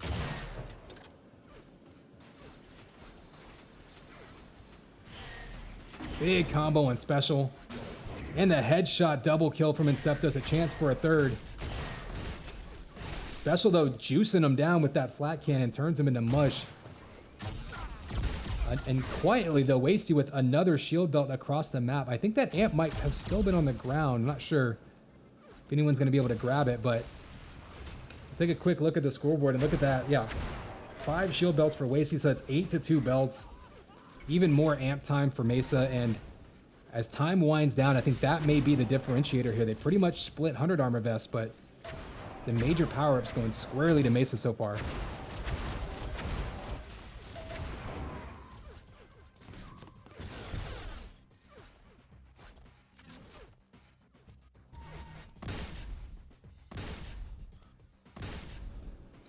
So here we go, down to 3 minutes to go. Wasty seems like he's been extra stacked all game long. I feel like every fight he finds himself in, he's got the advantage. Does take some shots there. Special, of course, not going away. We know Special's aim can erase a lot of deficits very quickly, but under 3 minutes to go, I think the biggest issue they're looking at is they're going to have to go on some amp runs. Meanwhile, amp is up right now, and nobody is in position for it. I think as things got messy in the second half of this match, both teams maybe got a little bit sloppy with their timing. You saw Dion kind of move over to help his teammate, picked up some armor, but now that's going to allow Inceptos to swoop in and just kind of find the amp. Didn't even have timing on it. One big shot comes out. He's got a couple targets.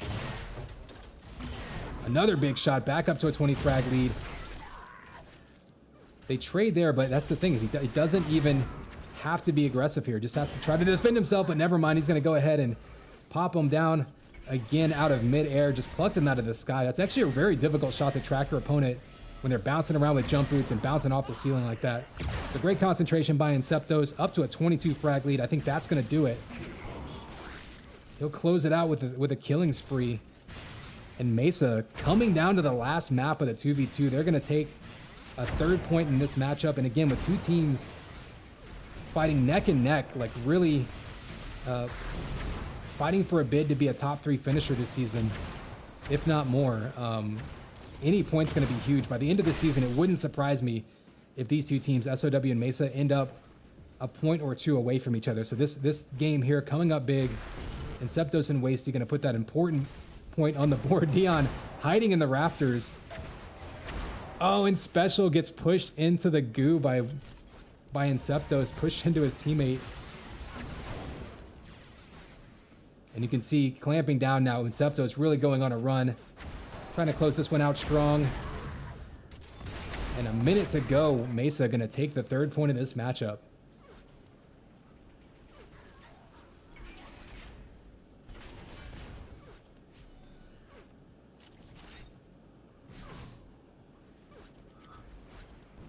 So SOW finally grabs an amp. I think that's only the 2nd amp they've grabbed off the stand. Inceptos, though, feeds him a rocket back into his hands in the last 40 seconds to go, just looking to pad his stats at this point.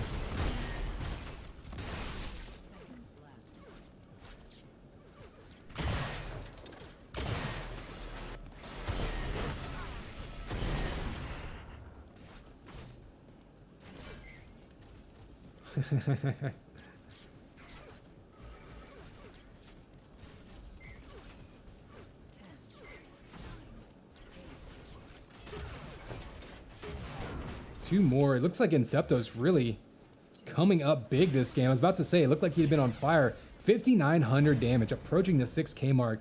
That is a massive game, especially in 2v2 by Incepto's. Huge damage.